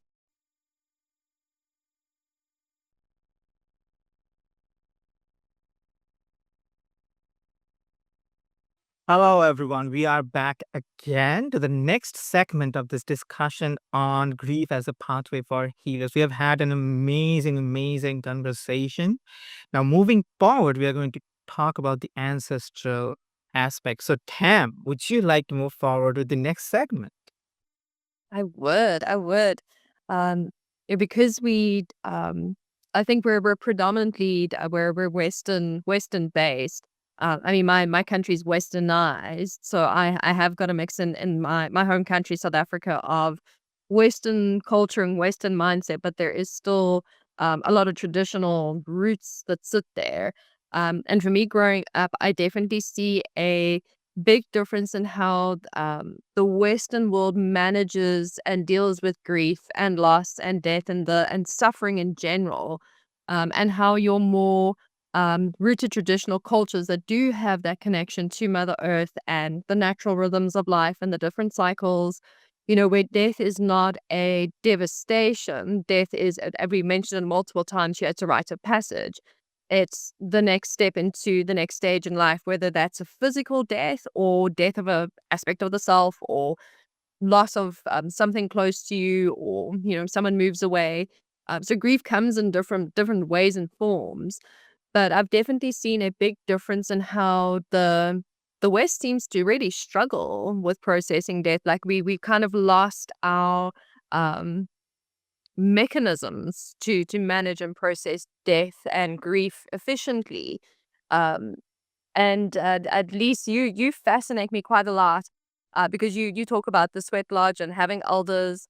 So I'm going to let you open up the conversation and share a bit more about your cultural practices, and the way that ancestral lineages, your background, how has that played an influence in you managing your pathway through grief, through all the different losses and experiences that you've had. Um, Thank you for asking me, and I feel very privileged to speak to this. And we've always talked about, I think, well, for myself, I'm mixed blood, French, Scottish, and Algonquin, and I come from the area of the Cree, Cree people. And what I've learned was that, of course, mainstream society, we don't go into the rites of passage. Like, we celebrate the birth of a child, but that's pretty much it. And then when they turn 18, da da da da da da. However, we have ceremonies when girls become women, young women, and the men go into hunting. Rites of passage is the same kind of a thing. It's a normal part of life, is the passing and transitioning of a family member. And what I found was that when we do ceremony in the grieving, it's really helps because there's usually a feast. There's usually people that are gathering together. There's laughter at wakes, there's storytelling, there's drumming, and it's a big mix of emotions. And it helps to go through the first few days of those waves. And I think that's really, really important. COVID made it very difficult for people. So, one of the important things that is different with technology is that we're able to gather through Zoom.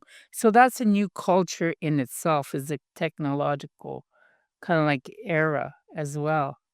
But I found that, food also, connecting with the different elements, with the fire element, feeding the fire and, creating that spiritual food that feeding our souls and their souls, and that, really they're not that far away. They're just on the other side of that sacred veil, is where we've always been taught. And then when we go into the sweat lodge, into the womb of Mother Earth with the rocks there, because we all go back to the rocks, to ashes, so to speak. And all those elements are life. The rocks are life too. They teach us things. The water teaches us things. The air teaches, and even the trees are brothers and sisters. A lot of people don't talk about all these different gifts that have spirit in them, and they're all of our helpers. So for me, that is foundational in every person. It's not just about culture or spirituality, or it's not even religion. There's room for everybody in this way of being. It's connecting to the four directions, the medicine wheel. It's a part of our medicine, the nature, and all these different elements help us to all heal. And when I looked at all of those different elements, it was so important to my healing journey. People are only one part of my healing journey. Even my little animal here, my little dog, you know, they sense pain too. And they're able to help us to heal that pain too.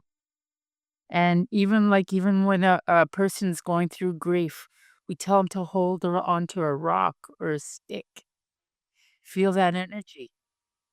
Also, when I used to go walking in the bush, I would find little feathers or little dragonflies.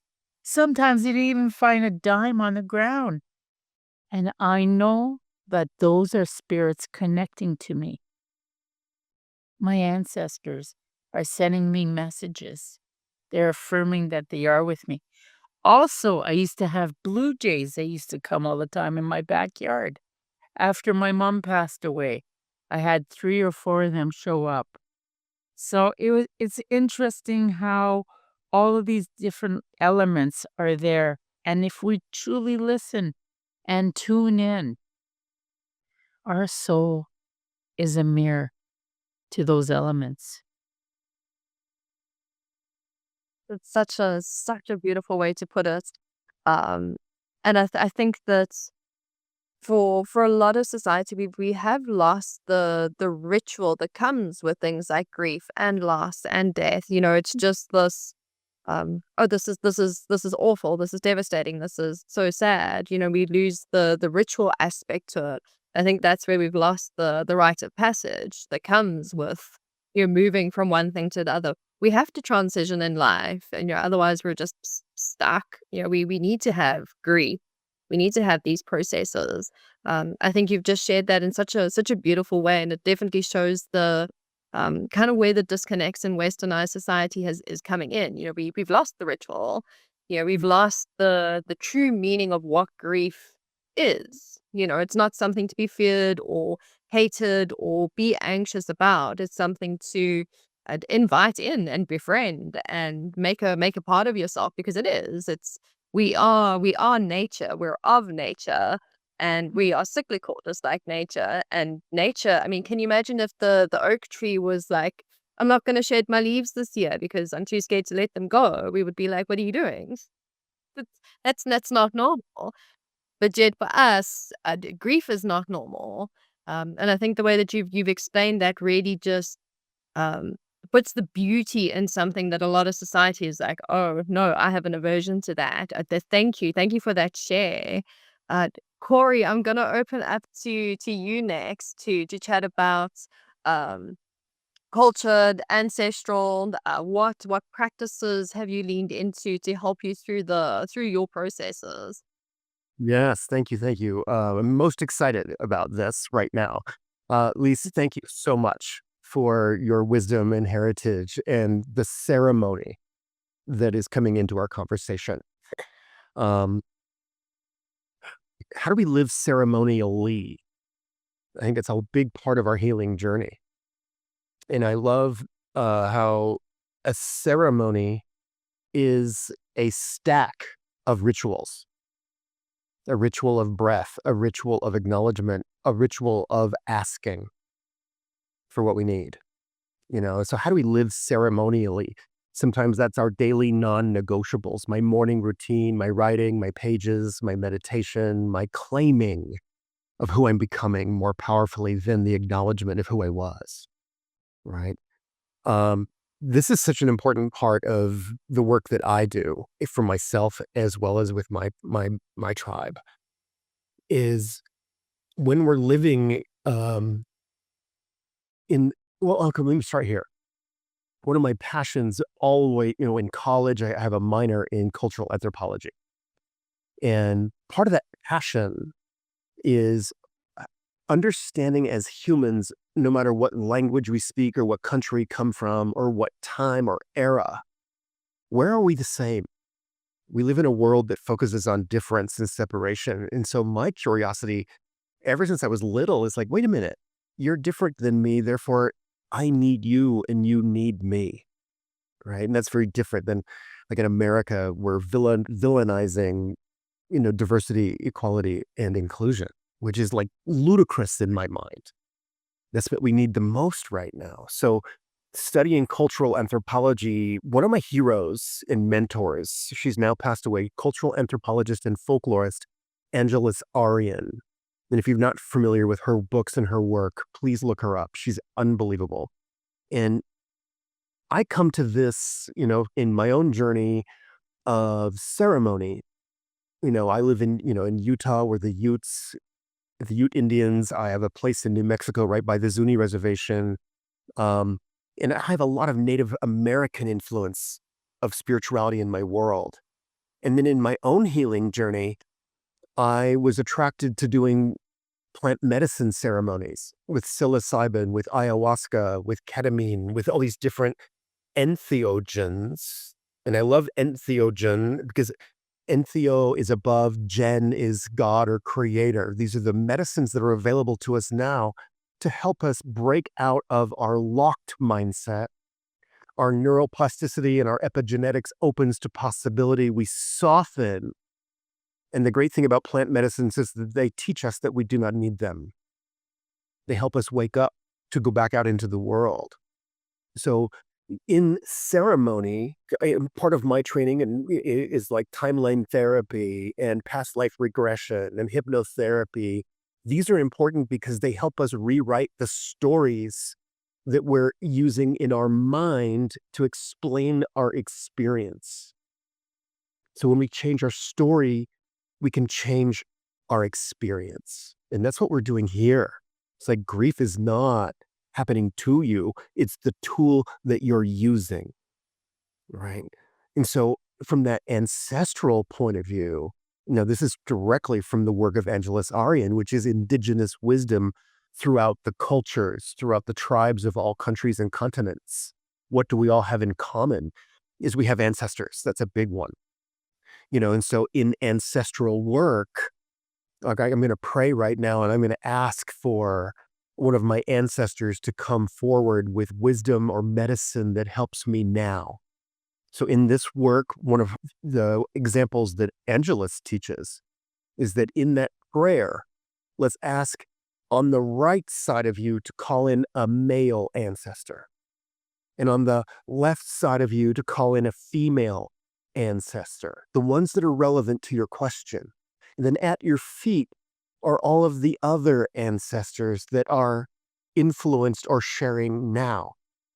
And then in that asking of the ancestors to be present, we then open to be able to not only hear them, but to ask them our questions. And this is something so beautiful about Angeles Aryan's work, is that from that ancient and indigenous perspective, our ancestors who have passed on the other side are there supporting us. They're there, the first members in our inner circle, supporting us because they know that we are continuing the work where they are unfinished, right? They're knocking on our door saying, will you finally be the one that heals us all? And that's your deep family contract. The generational wounds, the generational beliefs.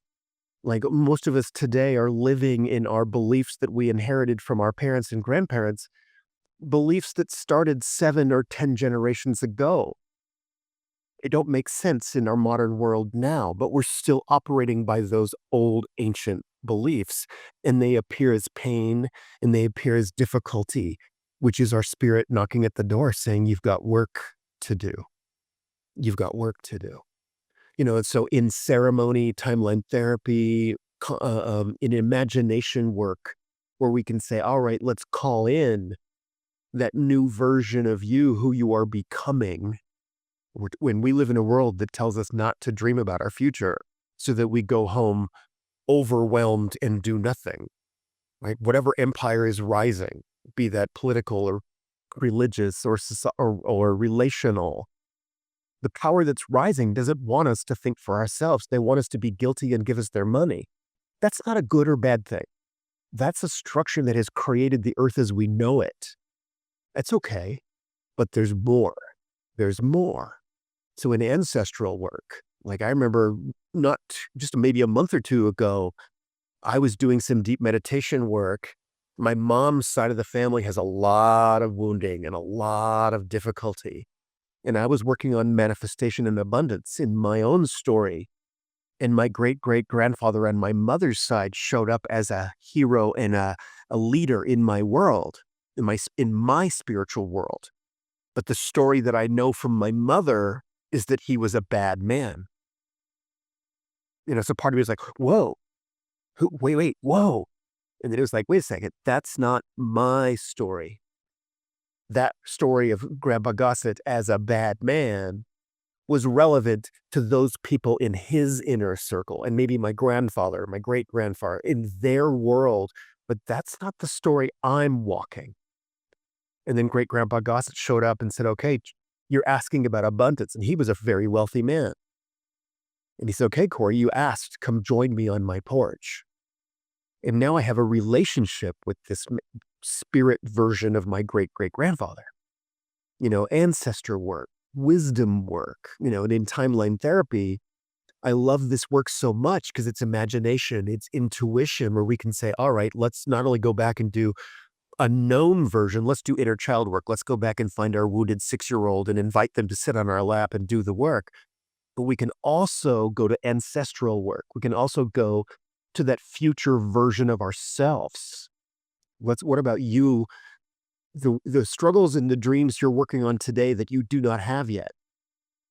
What about in that spiritual space to go to the future version of you that's already achieved everything that you're struggling with now, and ask that successful version of you to come into your world now and teach and share? That's important because that future version of you knows your secrets, knows what you're afraid of, knows what you don't dare tell anybody, knows where you're vulnerable, and loves you for it.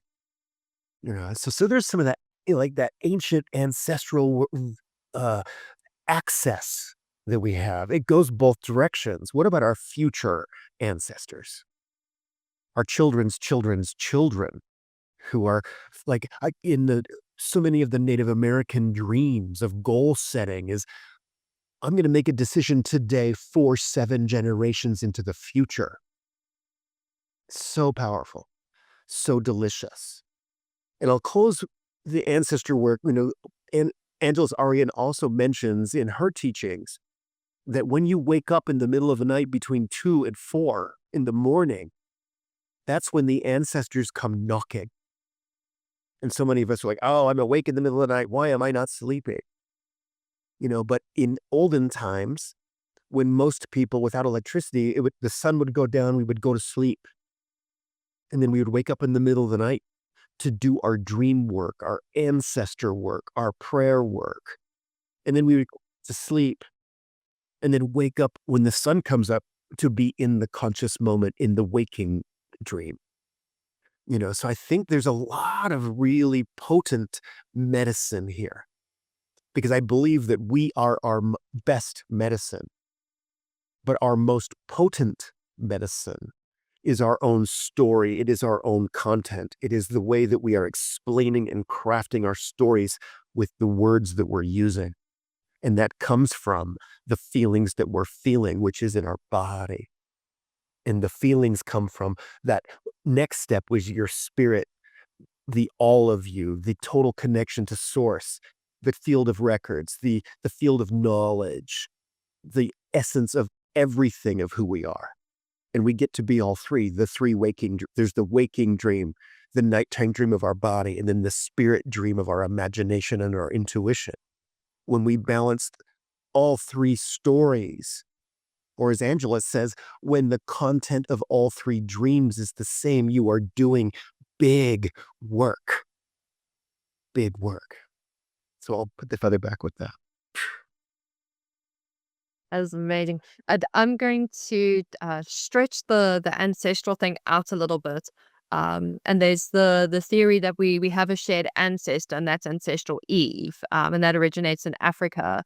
So that then we can now take the whole ancestral thing out to not just our direct ancestral lineages, but us as a global collective. We have shared ancestry, and how the experiences of those ancestors, like ancestral Eve, what lessons does she have to teach us about ritual and ceremony and where we came from and where we originated? What was her experiences with navigating grief?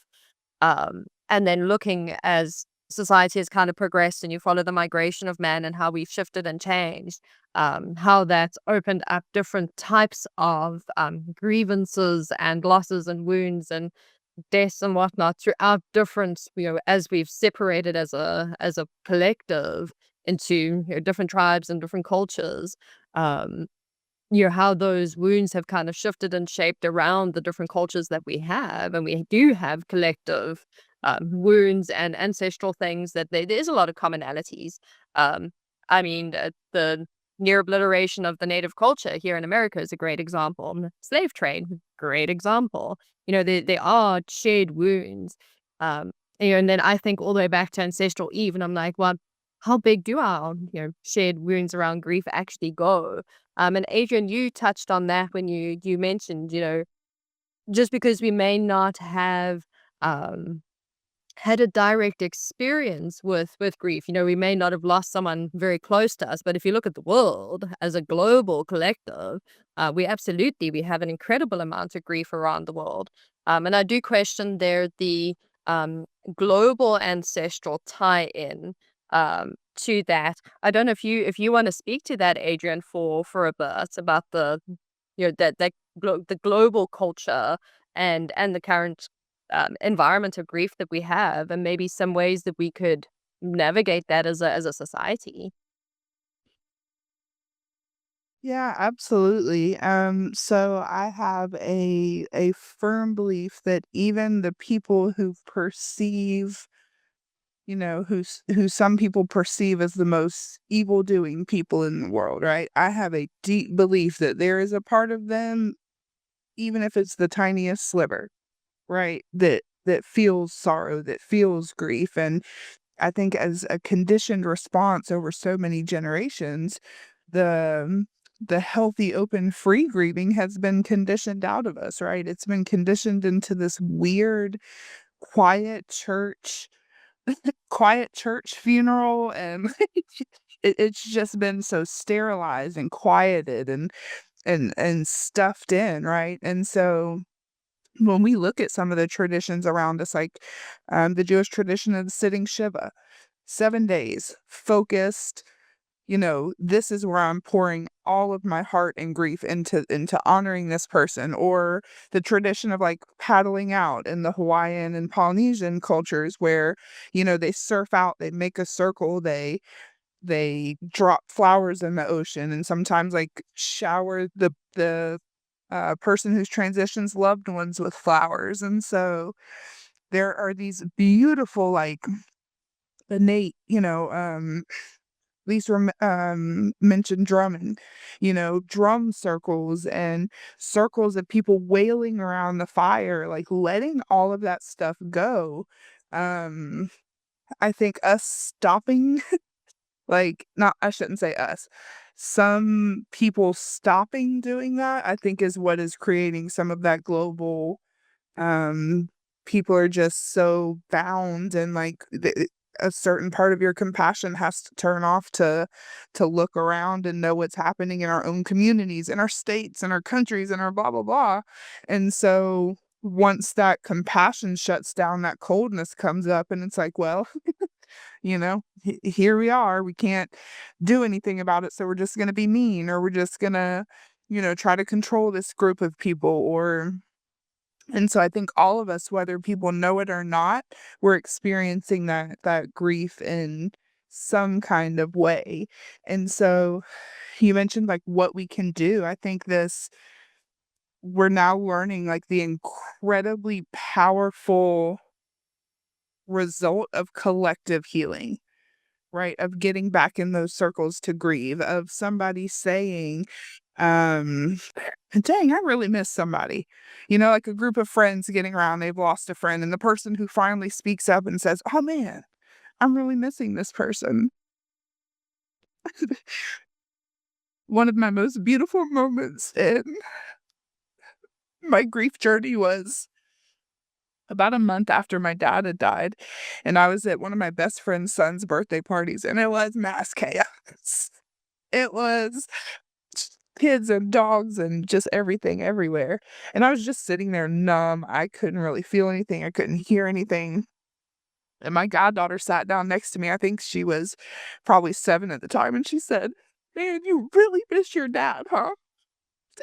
And I was like, like the beauty that kids can teach us, they don't care. They're going to grieve where they need to grieve until that is shamed out of them, or until that is, go to your room until you're better out of them.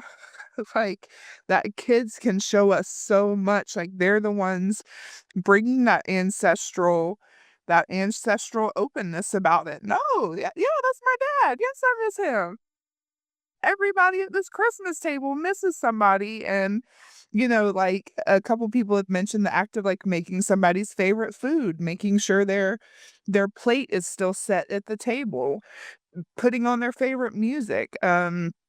Music has been one of the biggest parts in my grief journey, and it has showed me time and time and again the universe. There have been undeniable synchronicities with music time and time again. And like, if the collective can all become open to that, and they can send those waves out, whether we know it or not, it's healing stuff forwards, backwards, and everything in between. That's beautiful. But thank you for that vulnerability there, and and yes, kids. If I think back to like my first experience with any kind of death would be the loss of my grandfather on my dad's side. And I remember my mom coming to me and explaining that he had passed, and I kind of looked around and saw that everyone was sad. And I was like, am I weird because I don't feel sad? Like, am I the outsider here? Like, what here is incorrect? And I've never really been uncomfortable around death. I've never really had sadness around death. I'll go through the grieving process and I can watch myself run the Kubler-Ross curve and do the whole thing. But it fascinates me how heavy people carry their grief around them, and then you have a child just so likely being like, you miss your dad, don't you? You're just so raw and so innocent. And I think that's as a culture, as a collective culture, probably where we were at one stage, where we were just, it's okay. You're feeling a little bit sad right now. That's all right. And that brings in the whole aspect of, community and having the village to support you through that process. Because I'm a firm believer we do need a village, not just to raise the kids, but to raise ourselves. So I think you shared some really beautiful stuff there. Um, Basia, I'm gonna ask you a bit about um, your experiences with different cultural ways to handle grief, the ancestral side of things, different practices that you felt have worked for you, and I know you share quite a few that you work with your clients. So yeah, let's hear from you. Yeah. Well, I think the West has lost its ceremonies, different ceremonies. I find now I find is just they come to a wake. People then you come to a wake, enjoy themselves, family, which you only see at weddings or funerals, and they don't see you anymore, don't contact you anymore after that. So really, if you're grieving yourself, so we had a lot when my mother died, my father was grieving, a lot of friends, they all went. Nobody came anymore, and that was just very, very sad. I I go through because of my past incarnations. Um, I've got ancestors from different cultures, and I know where I was at different cultures. So I'm very close to the Indian cultures. I'm very close to the African because when I was in an African village, so I know all the rice in the actual village. So I was there. I was also part of the Indian culture. So I'm very close to this, not so much to the West. Here, unfortunately, grieving, they don't allow you time to grieve here because you're having, after 2 weeks, you've got a ceremony. After a month, you've got to come together. And they don't allow you to actually do proper, there's no talk about grieving. Nobody can talk about grief and how they feel. Or you've got to, 3 months is up, we've got to do this. 6 months is up, we've got to do this. And I feel it's like Lise said, grieving is always grieving. And I find, how do I contact from my ancestors? I have to find a feather floating from nowhere, from the sky, a little feather. And I was like, that's one of my ancestors. Somebody is sending a message. And I keep the feather. And it's just out of nowhere. It's a clear sky. I don't see a bird, and a feather floats down. So I connect and I just speak. I said, oh, no, and who is it? Who is it? Someone legit being one of my ancestors making contact. So it makes you feel better. When I went to a big funeral many years ago when I was about 10, it was a big guider. She was at the head of the guides. And there were hundreds of people at the church. Everybody was crying, crying, crying. And I just felt very happy because she was quite sick. I didn't feel the sadness. I just somehow felt joy that she had actually passed. And then nobody contacted her. And then they all just left. It was just, but this generational healing, this is where it all comes into generational healing. Because you feel as you don't, like you say, you can wake up. I wake up often 3 o'clock in the morning. I mean, I don't sleep at night. I study, between 1 and 4, I'm totally awake. And I'm thinking, and I can hear messages, and sometimes I have to write up things. So I get messages from spirits to give messages to people, or someday I might have a reincarnation, and I have to write messages down. So you do get messages, but you always get a connection from spirits, always in some form or other. Also, I find, it could be a bird. Bird from nowhere will land on the railing from nowhere. And there's nothing around. It's one bird and it sits there as if sending a message and it goes off. But feathers for me are important. I've got feathers and I keep every feather and I think, who is it? So it's, ancestral connection. And I'm connected to different cultures because you don't know. I mean, I'm connected to the cultures of the planets I was on, and I can visualize what they did, the rituals they had, the type of rituals they had when somebody passed, and the things they did. And then here in Africa and India. So you don't know what your what your past is like, but you've got a lot of different ancestral cultures because you're not just from here. I mean, when Elise spoke about all the um, things with the Indian, her caste of the cultures, it was just an amazing story what they do and how you go over grief and what they do and how she can see various things. I think it's important. But as Adrian said, music is beautiful. It brings beautiful memories. I love music and dancing, and it brings back tears. I do remember so because I used to sing a lot with my family. I sing a lot, and I think it's singing. You hear a certain tune, and you just burst out crying. I remember this from my childhood. I remember my grandmother singing this. I remember this particular dance. So it's still you're still thinking, and then it continues to the next generation because you're teaching the next generation the same music. You're teaching them the dance steps. You're talking about how wonderful the grandmother was, your great grandmother was, and what they did, and their past journeys. So it's teaching the next generation as well. So you've got your grief, but you then teach the next generation how to what happened and how to improve and what things have happened. Dancing. Oh, I still sing, and my little grandson who's 3 said, but we're singing. And he sings to me. I said, I love this. I said, when I was a little girl, I used to sing all these songs, taught by your grandmother, or great grandmother. And he goes, oh, that's really nice. And the children love it. So it's important to keep that. And and it's this feather connection that is very close to me because wherever I go, I could be actually in a lift, an escalator, or in a lift where there's nobody. I'm the only person in a lift, and from nowhere, a feather appears. So there is a message always. There is a message of love, and we're thinking of you. So you're not alone on this journey. That's all I can say. Feathers are definitely one of my favorites. And one of the strangest gifts I've ever been given is an entire blue jay. Oddly, that just perfectly there in my backyard, like not a mark on it. It's like, here you go, here's a blue jay, and I'm like, oh, okay, thank you. Yeah.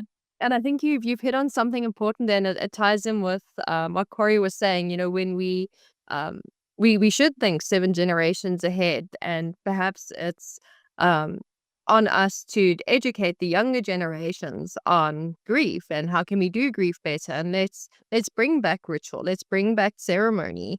I know that rituals and ceremonies that ancestors had 10,000 years ago, uh, they may not be relevant in this day and age, but let's find ways to adjust the ceremonies and rituals so that they do fit this day and age, and teach that to the younger generations. That it is a natural part of life. We're going to experience grief. We're going to have suffering.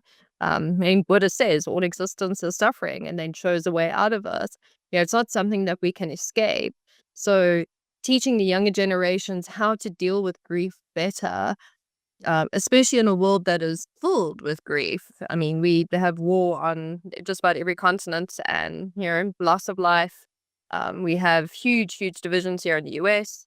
So the world is very upside down. I think that if we can help the younger generations to navigate grief better and bring back a little bit more of the ritual and the ceremony around grief, um, and use it as that passageway to, it's a rite of passage. It's something that we're all supposed to go through.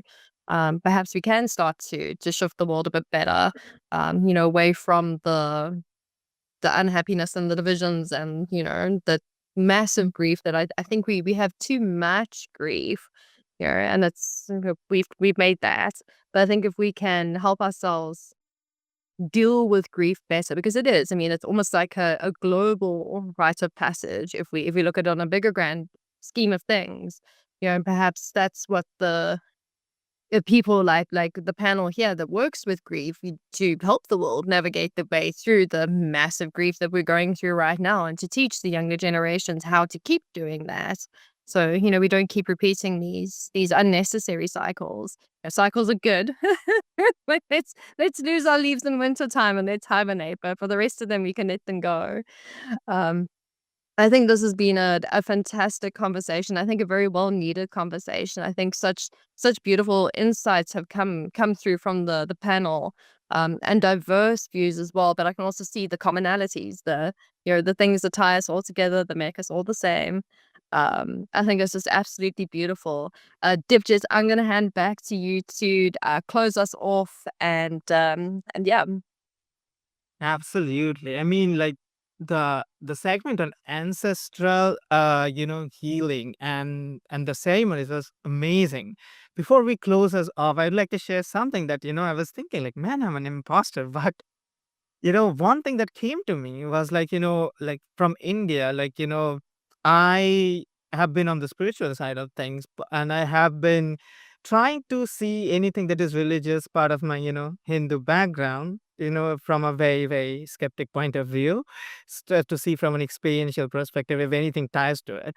The more you wake and I've seen something that I'd like to share a little bit is, that in Indian Hindu culture, there is something that that is happening right now, which is very interesting. Is It's called, we follow the lunar calendar, not officially, but culturally, and in the lunar calendar, this part of the month that is going on, there's a thing called Pitri Paksha. Pitri Paksha means it is the segment for the ancestors, literally.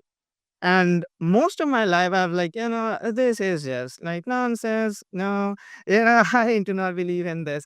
But when I started awakening, I remembered that, I would like, during this part of the month in the West, you guys have Halloween, will be coming up in a few more weeks. We will have Diwali coming up. And there's something about this month which is about the ancestors, about the veil thinning and the whole thing. And the more I started becoming literate about this, and one evening I remember it happened twice, 2 years back to back. I would be walking on my rooftop and I would feel spirits around me. I'm afraid of spirits. I'm not one of the spiritual practitioners who's very cool with spirits. When they come, I freak out. So I'm like, what is going on? Like, there must be something going on. And now I'm like, or maybe these cultures, like, Basha was mentioning about the Indian cultures, the African cultures, Lise was mentioning, I'm like, they knew stuff. They knew at which time of the month, the lunar energies and everything, they connect and you do something about it. Like very much like what Basha and Lise was mentioning. In Pitri Paksh, one very common ceremony is like, you put food and, in a plate, put it for the ancestors. I mean, like, how come everything connects? Like Basha mentioning offer food, Lise mentioning offer food. I'm like, what is going on? How can it be connected like that if there is no truth to it? Isn't it? So that is something that I deeply, deeply wanted to share. So it was an amazing, amazing discussion. Thank you so much, all the panelists. Now, I would allow each of our panelists 2 minutes of time to share with our audience, you know, what they are offering to the people that they are going to give the opportunity to work with them in terms of healing, in terms of growth. Every one of our panelists is an expert, is a practitioner. They're helping and they have been helping their clients in specific areas. So, starting with Corey, would you like to take the opportunity and share what is something that you have to offer to the world? Oh, thank you, thank you, thank you. Before I offer what I'm bringing, the gift that I want to share here, I just want to name a couple of things that what we're doing here, and what are the next steps of grief? Like all of us here, we're here to help those of you out there. If you're out there and you are stuck in your grief, we honor you, we see you, we witness you, and we want you to know, and I feel safe that I can speak for all of us here, that our emotions are not our identity. Like so often, I'm angry. I'm sad, I'm shame, I am grief, right? And then we become those things. But really, all of our emotions, all of our emotional experiences are signs on the road back to joy and gratitude. So anger, shame, grief, celebration, bliss, addiction, what you name it, they're all road signs on the way home. And we are here to walk each other home. And I think that's the work that we're doing here. What's going on in the world today at a massive scale is that we are normalizing the abnormal, right? We're not meant to be in a state of reaction 100% of the time, but most of us are. So that all of a sudden healing feels foreign and strange. Being happy for extended periods of time feels luxurious and weird and selfish. But that's okay because we are normalizing the abnormal, right? I want to propose that in grief or anger or shame is that we can also experience joy at the same time. And the difference between happiness and joy, happiness is outside in. This cup of coffee makes me happy, but joy is a lens I see the world through as a choice. So I can be suffering and also understand that my suffering is teaching me, which brings me joy, right? So in that experience of our emotions are not our identity, and in balancing the stories of our mind, the stories that we're telling, of the body, the feelings that we're feeling, and the spirit, the dream that we're dreaming. Are you living your nightmare or are you living the visions of your future? It's still a dream. Where are you spending 80% of your time? So the transition, the transformation that happens is as we all of us here are offering a hand holding to walk each other home. The gift that I'm bringing here, I call it my breakthrough blueprint, which is 6 episodes or 6 sessions with me to really step in and say, where are you right now? What is the reaction of yourself? Right? And this, I mentioned earlier, tension seeks resolution. Okay, your current reality, your suffering, your challenge of today creates the need, the dream of your solution of tomorrow. Right? So we got current reality, desired reality. And if there's a rubber band around it, we pull that tension tight. What's in the way? Your resistance, your yeah, but, or your whatever that mess that's in the way pops up. That's how we can see it, name it, and then work with it. So this is creative tension. We're going to pull that tension and reveal what's in the way. Once we know what's in the way, be that a belief, an emotion, an ancestral past, a family contract, well, then we can work on those things together. And then what happens when we start doing the healing? Are you building a dream and an unhealed wound? Most of us are. Are you aware of it? Maybe not. That tension makes you aware of what's in the way. And then that's that switchcraft moment. Now, this is coaching language from my process. That switchcraft moment is when you wake up and you say, I'm no longer giving my power away. I'm going to take my power back. I'm no longer going to focus on my suffering more powerfully than my solutions. Right? So that's the journey that I bring is saying, okay, let's craft the dream work of tomorrow so powerfully that it breaks the habit of reliving the nightmare that you've told yourself 1,000 times before breakfast. Right? And so Angela Sari, and let me close with a final quote of hers, is that the world can no longer afford to only describe what is broken. And most of us can describe what is broken in ridiculous detail instantly with no rehearsal. We barf it up. But the second part of that is without prescribing the solutions to those things even more powerfully, which means that your dream of tomorrow gets to be more rich, more detailed, more delicious, more inviting, and more exciting than the nightmare of yesterday.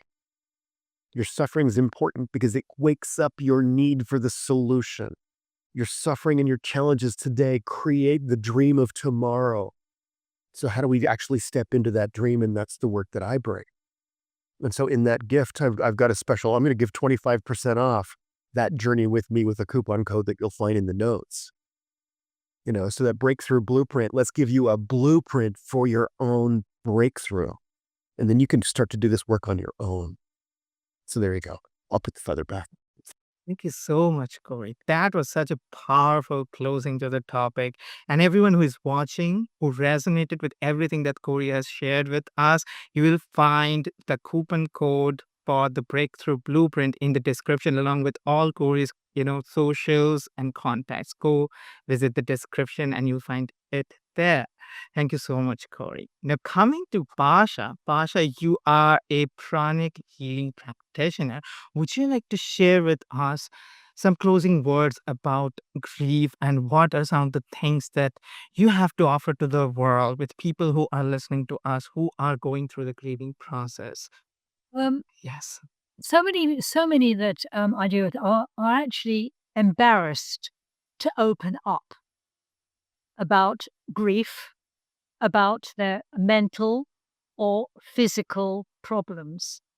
But that everything I do is totally confidential. I don't even keep anything on the computer. Everything, all the notes are handwritten, and I keep them in files. But they don't need to open up. They can actually come or be online or through the email, and I can just I can see where their traumas are and what has happened without them even saying anything. Because I can actually, it's like a porthole that I have on the back. It opens up and I can actually visualize everything. So even if they want to hide anything, it all comes out. A lot of people are embarrassed. So this is where they find it difficult because as children, they've been put down, don't say this, don't do this. And as an adult, they can't open up.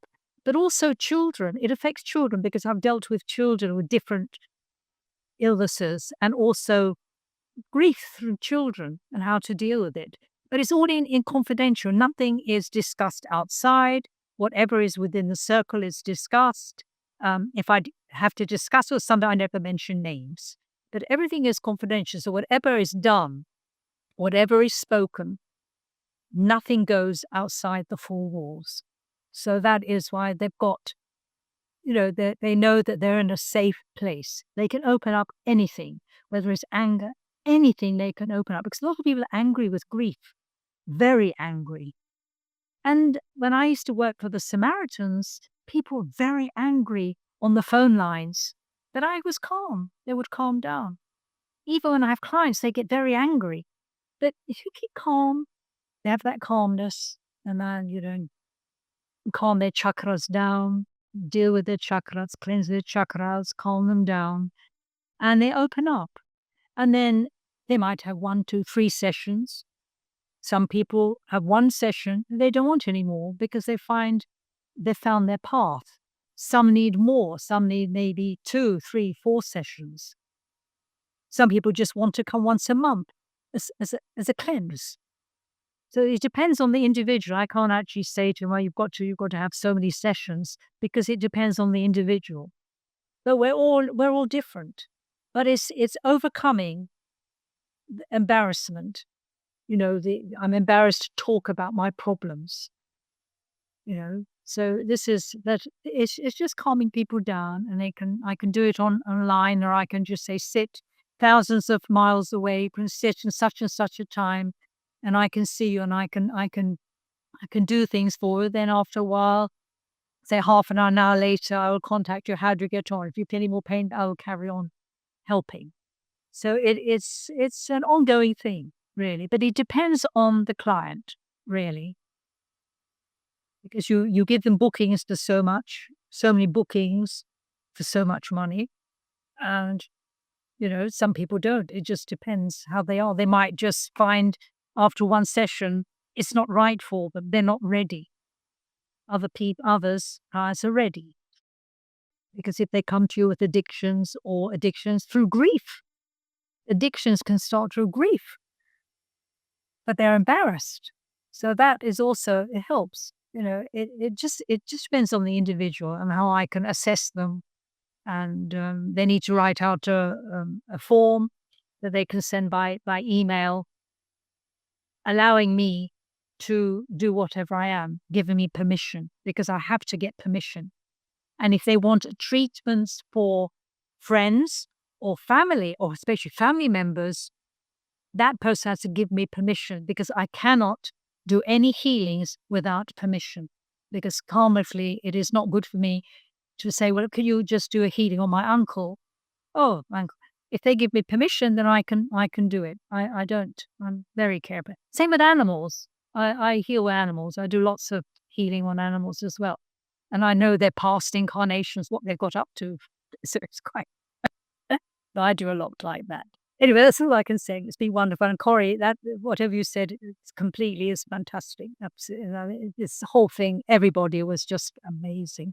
Really, really, really. It's just such a wonderful evening.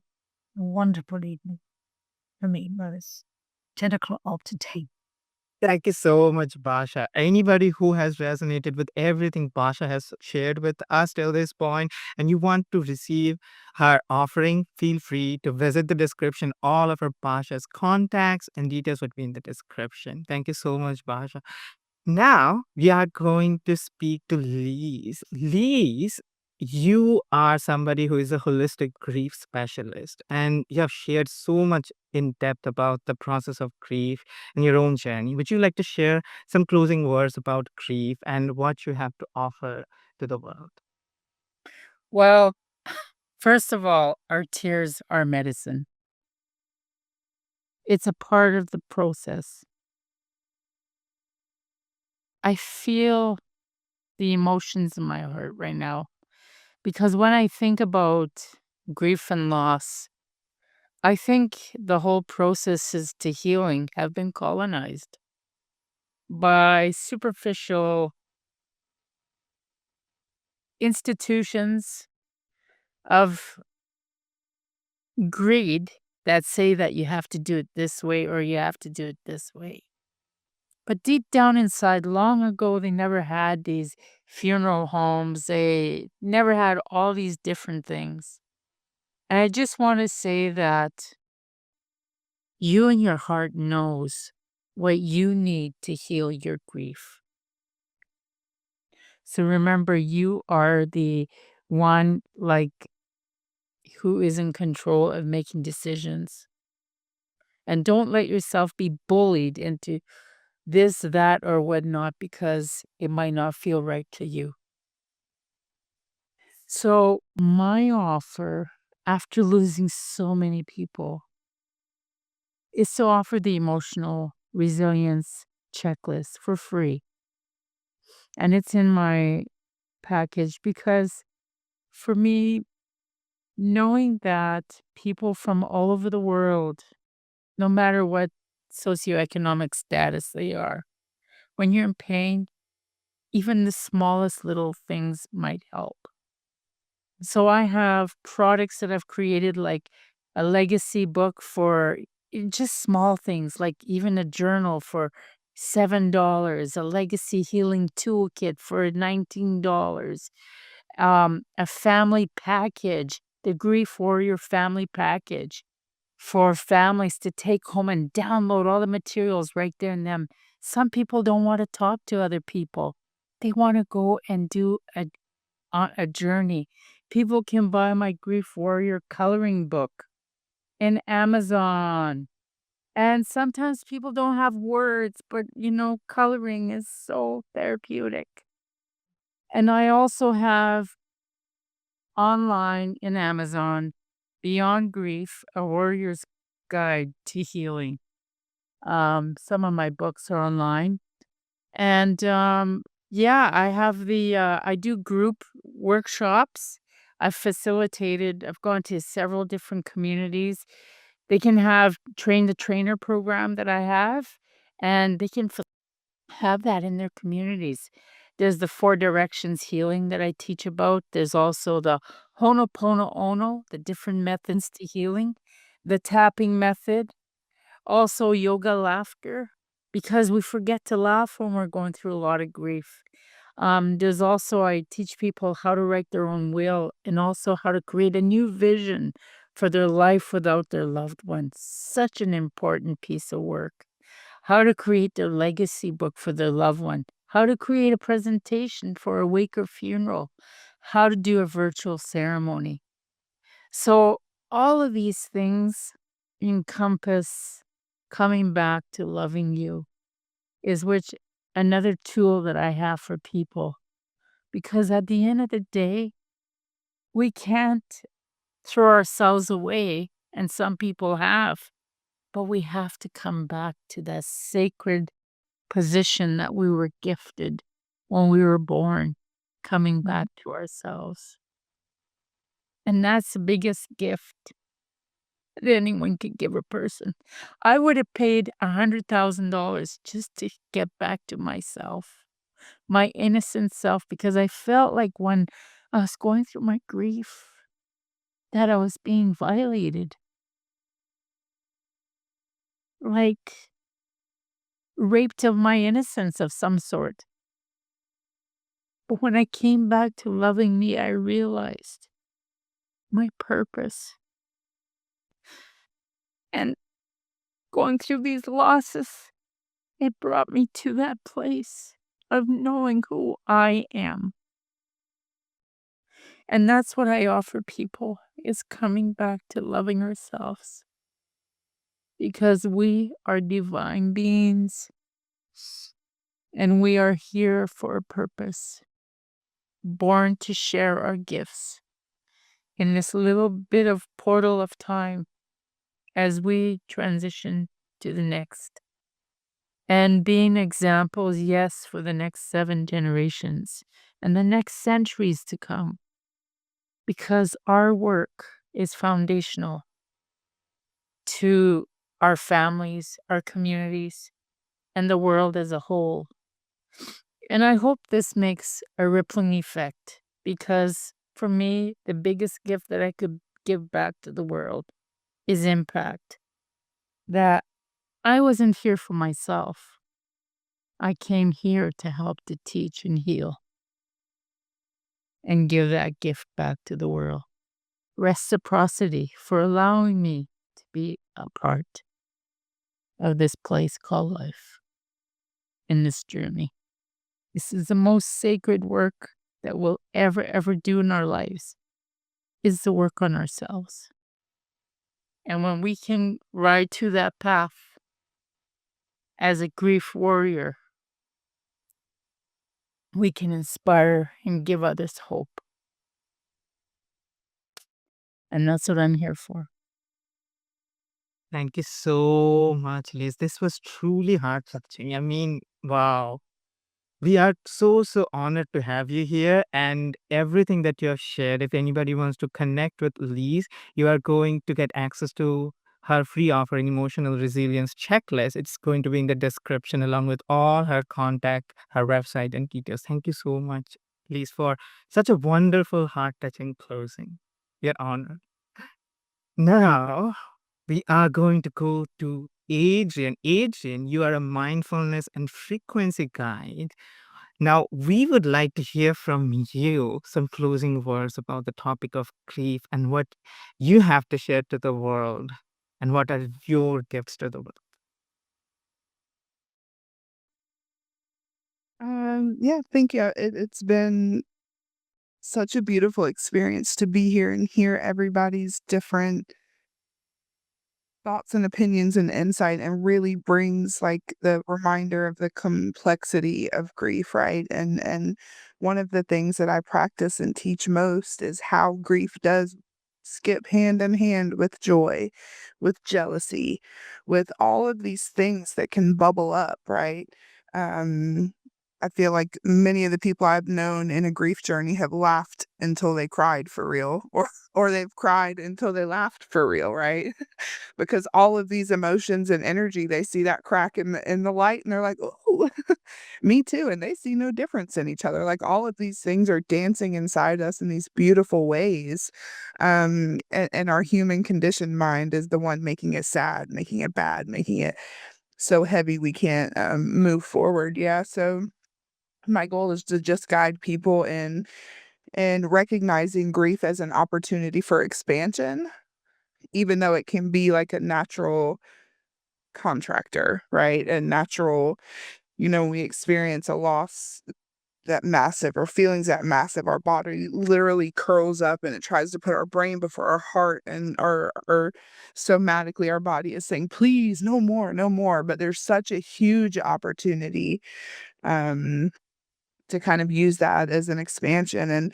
And Corey, I'm right there with you with the enthogens, and some of the most beautiful impactful moments I've had in my life have been through psilocybin and ayahuasca and changa. And that part of my work, like, all of this can be done with breath work, sure. Right, or it can be done in different ways. And there are some plant medicines that offer such beautiful support, and there are crystals that offer such beautiful support, and there's music and frequency and instruments that can offer such beautiful support. But it all is based off of that sense of community, right? Off of that collective acknowledgement of grief and that collective um wanting to just let that out. So yeah, my offer is anybody who's watching this, I'm happy to have a quick connection chat, and just see whether some people are not ready to move into expansion, and that's cool too. And there's tools if for people that just need to sit and they just need to be here, right? And so, whether that connection call leads to working together or to me sending resources in the area that they live, or a virtual connection with a grief support group, like, all of us have the intention to kind of continue to spread these roots, right? And now we know each other. And so if I can meet somebody who I can feel that the energy of one of the other panelists match, I can say, ooh, I have a great resource that aligns with you. Or, oh, I met this person 10 years ago. I think you'd be a great match with. And so I think it feels like that's what all of us are trying to do, is just kind of strengthen that root system, as we all try to support each other. Thank you so much, Adrian. Thank you so much for such a beautiful closing word. And anybody who has resonated with Adrian, if you want to work with her, if you want to receive her free connection call that she's offering for us, you are going to find all her socials, contacts, and website in the description of this video. Thank you so much, Adrian. Now we are almost at the end of our episode. I would request the founder of Critical Mass, my dear friend Cam, to share some closing words and end this episode for us. Thanks, Jess. Um, I think the biggest common themes that come from the conversation is that for us as healers, when we're called to the path to be a healer, grief is going to be a natural part of our process. It's what's either going to catalyze our path or be little initiation stages on our path, but it's not something that we can hide from. Death comes knocking at your door. You got to invite him in for tea. You can't be like, sorry, you're lost. And that we need to embrace grief as part of our process so that we can help those that do come and see us as healers or guides or mediums, those who are working with other people. We need to understand these processes and be comfortable with them, find some comfort with grief. So treat it as a rite of passage. And I definitely think that as a global community of healers that we do need to have more discussions around what does shaman sickness look like for each one of us individually? What has our journeys look like individually to get us to where we are? What role has grief played in that? Because I think that we go through these experiences a lot of the time and we're like, oh, it's just me. I'm on my own. I'm the only one who's going through this. And that makes us feel weird and, like we're the outliers and we're not normal.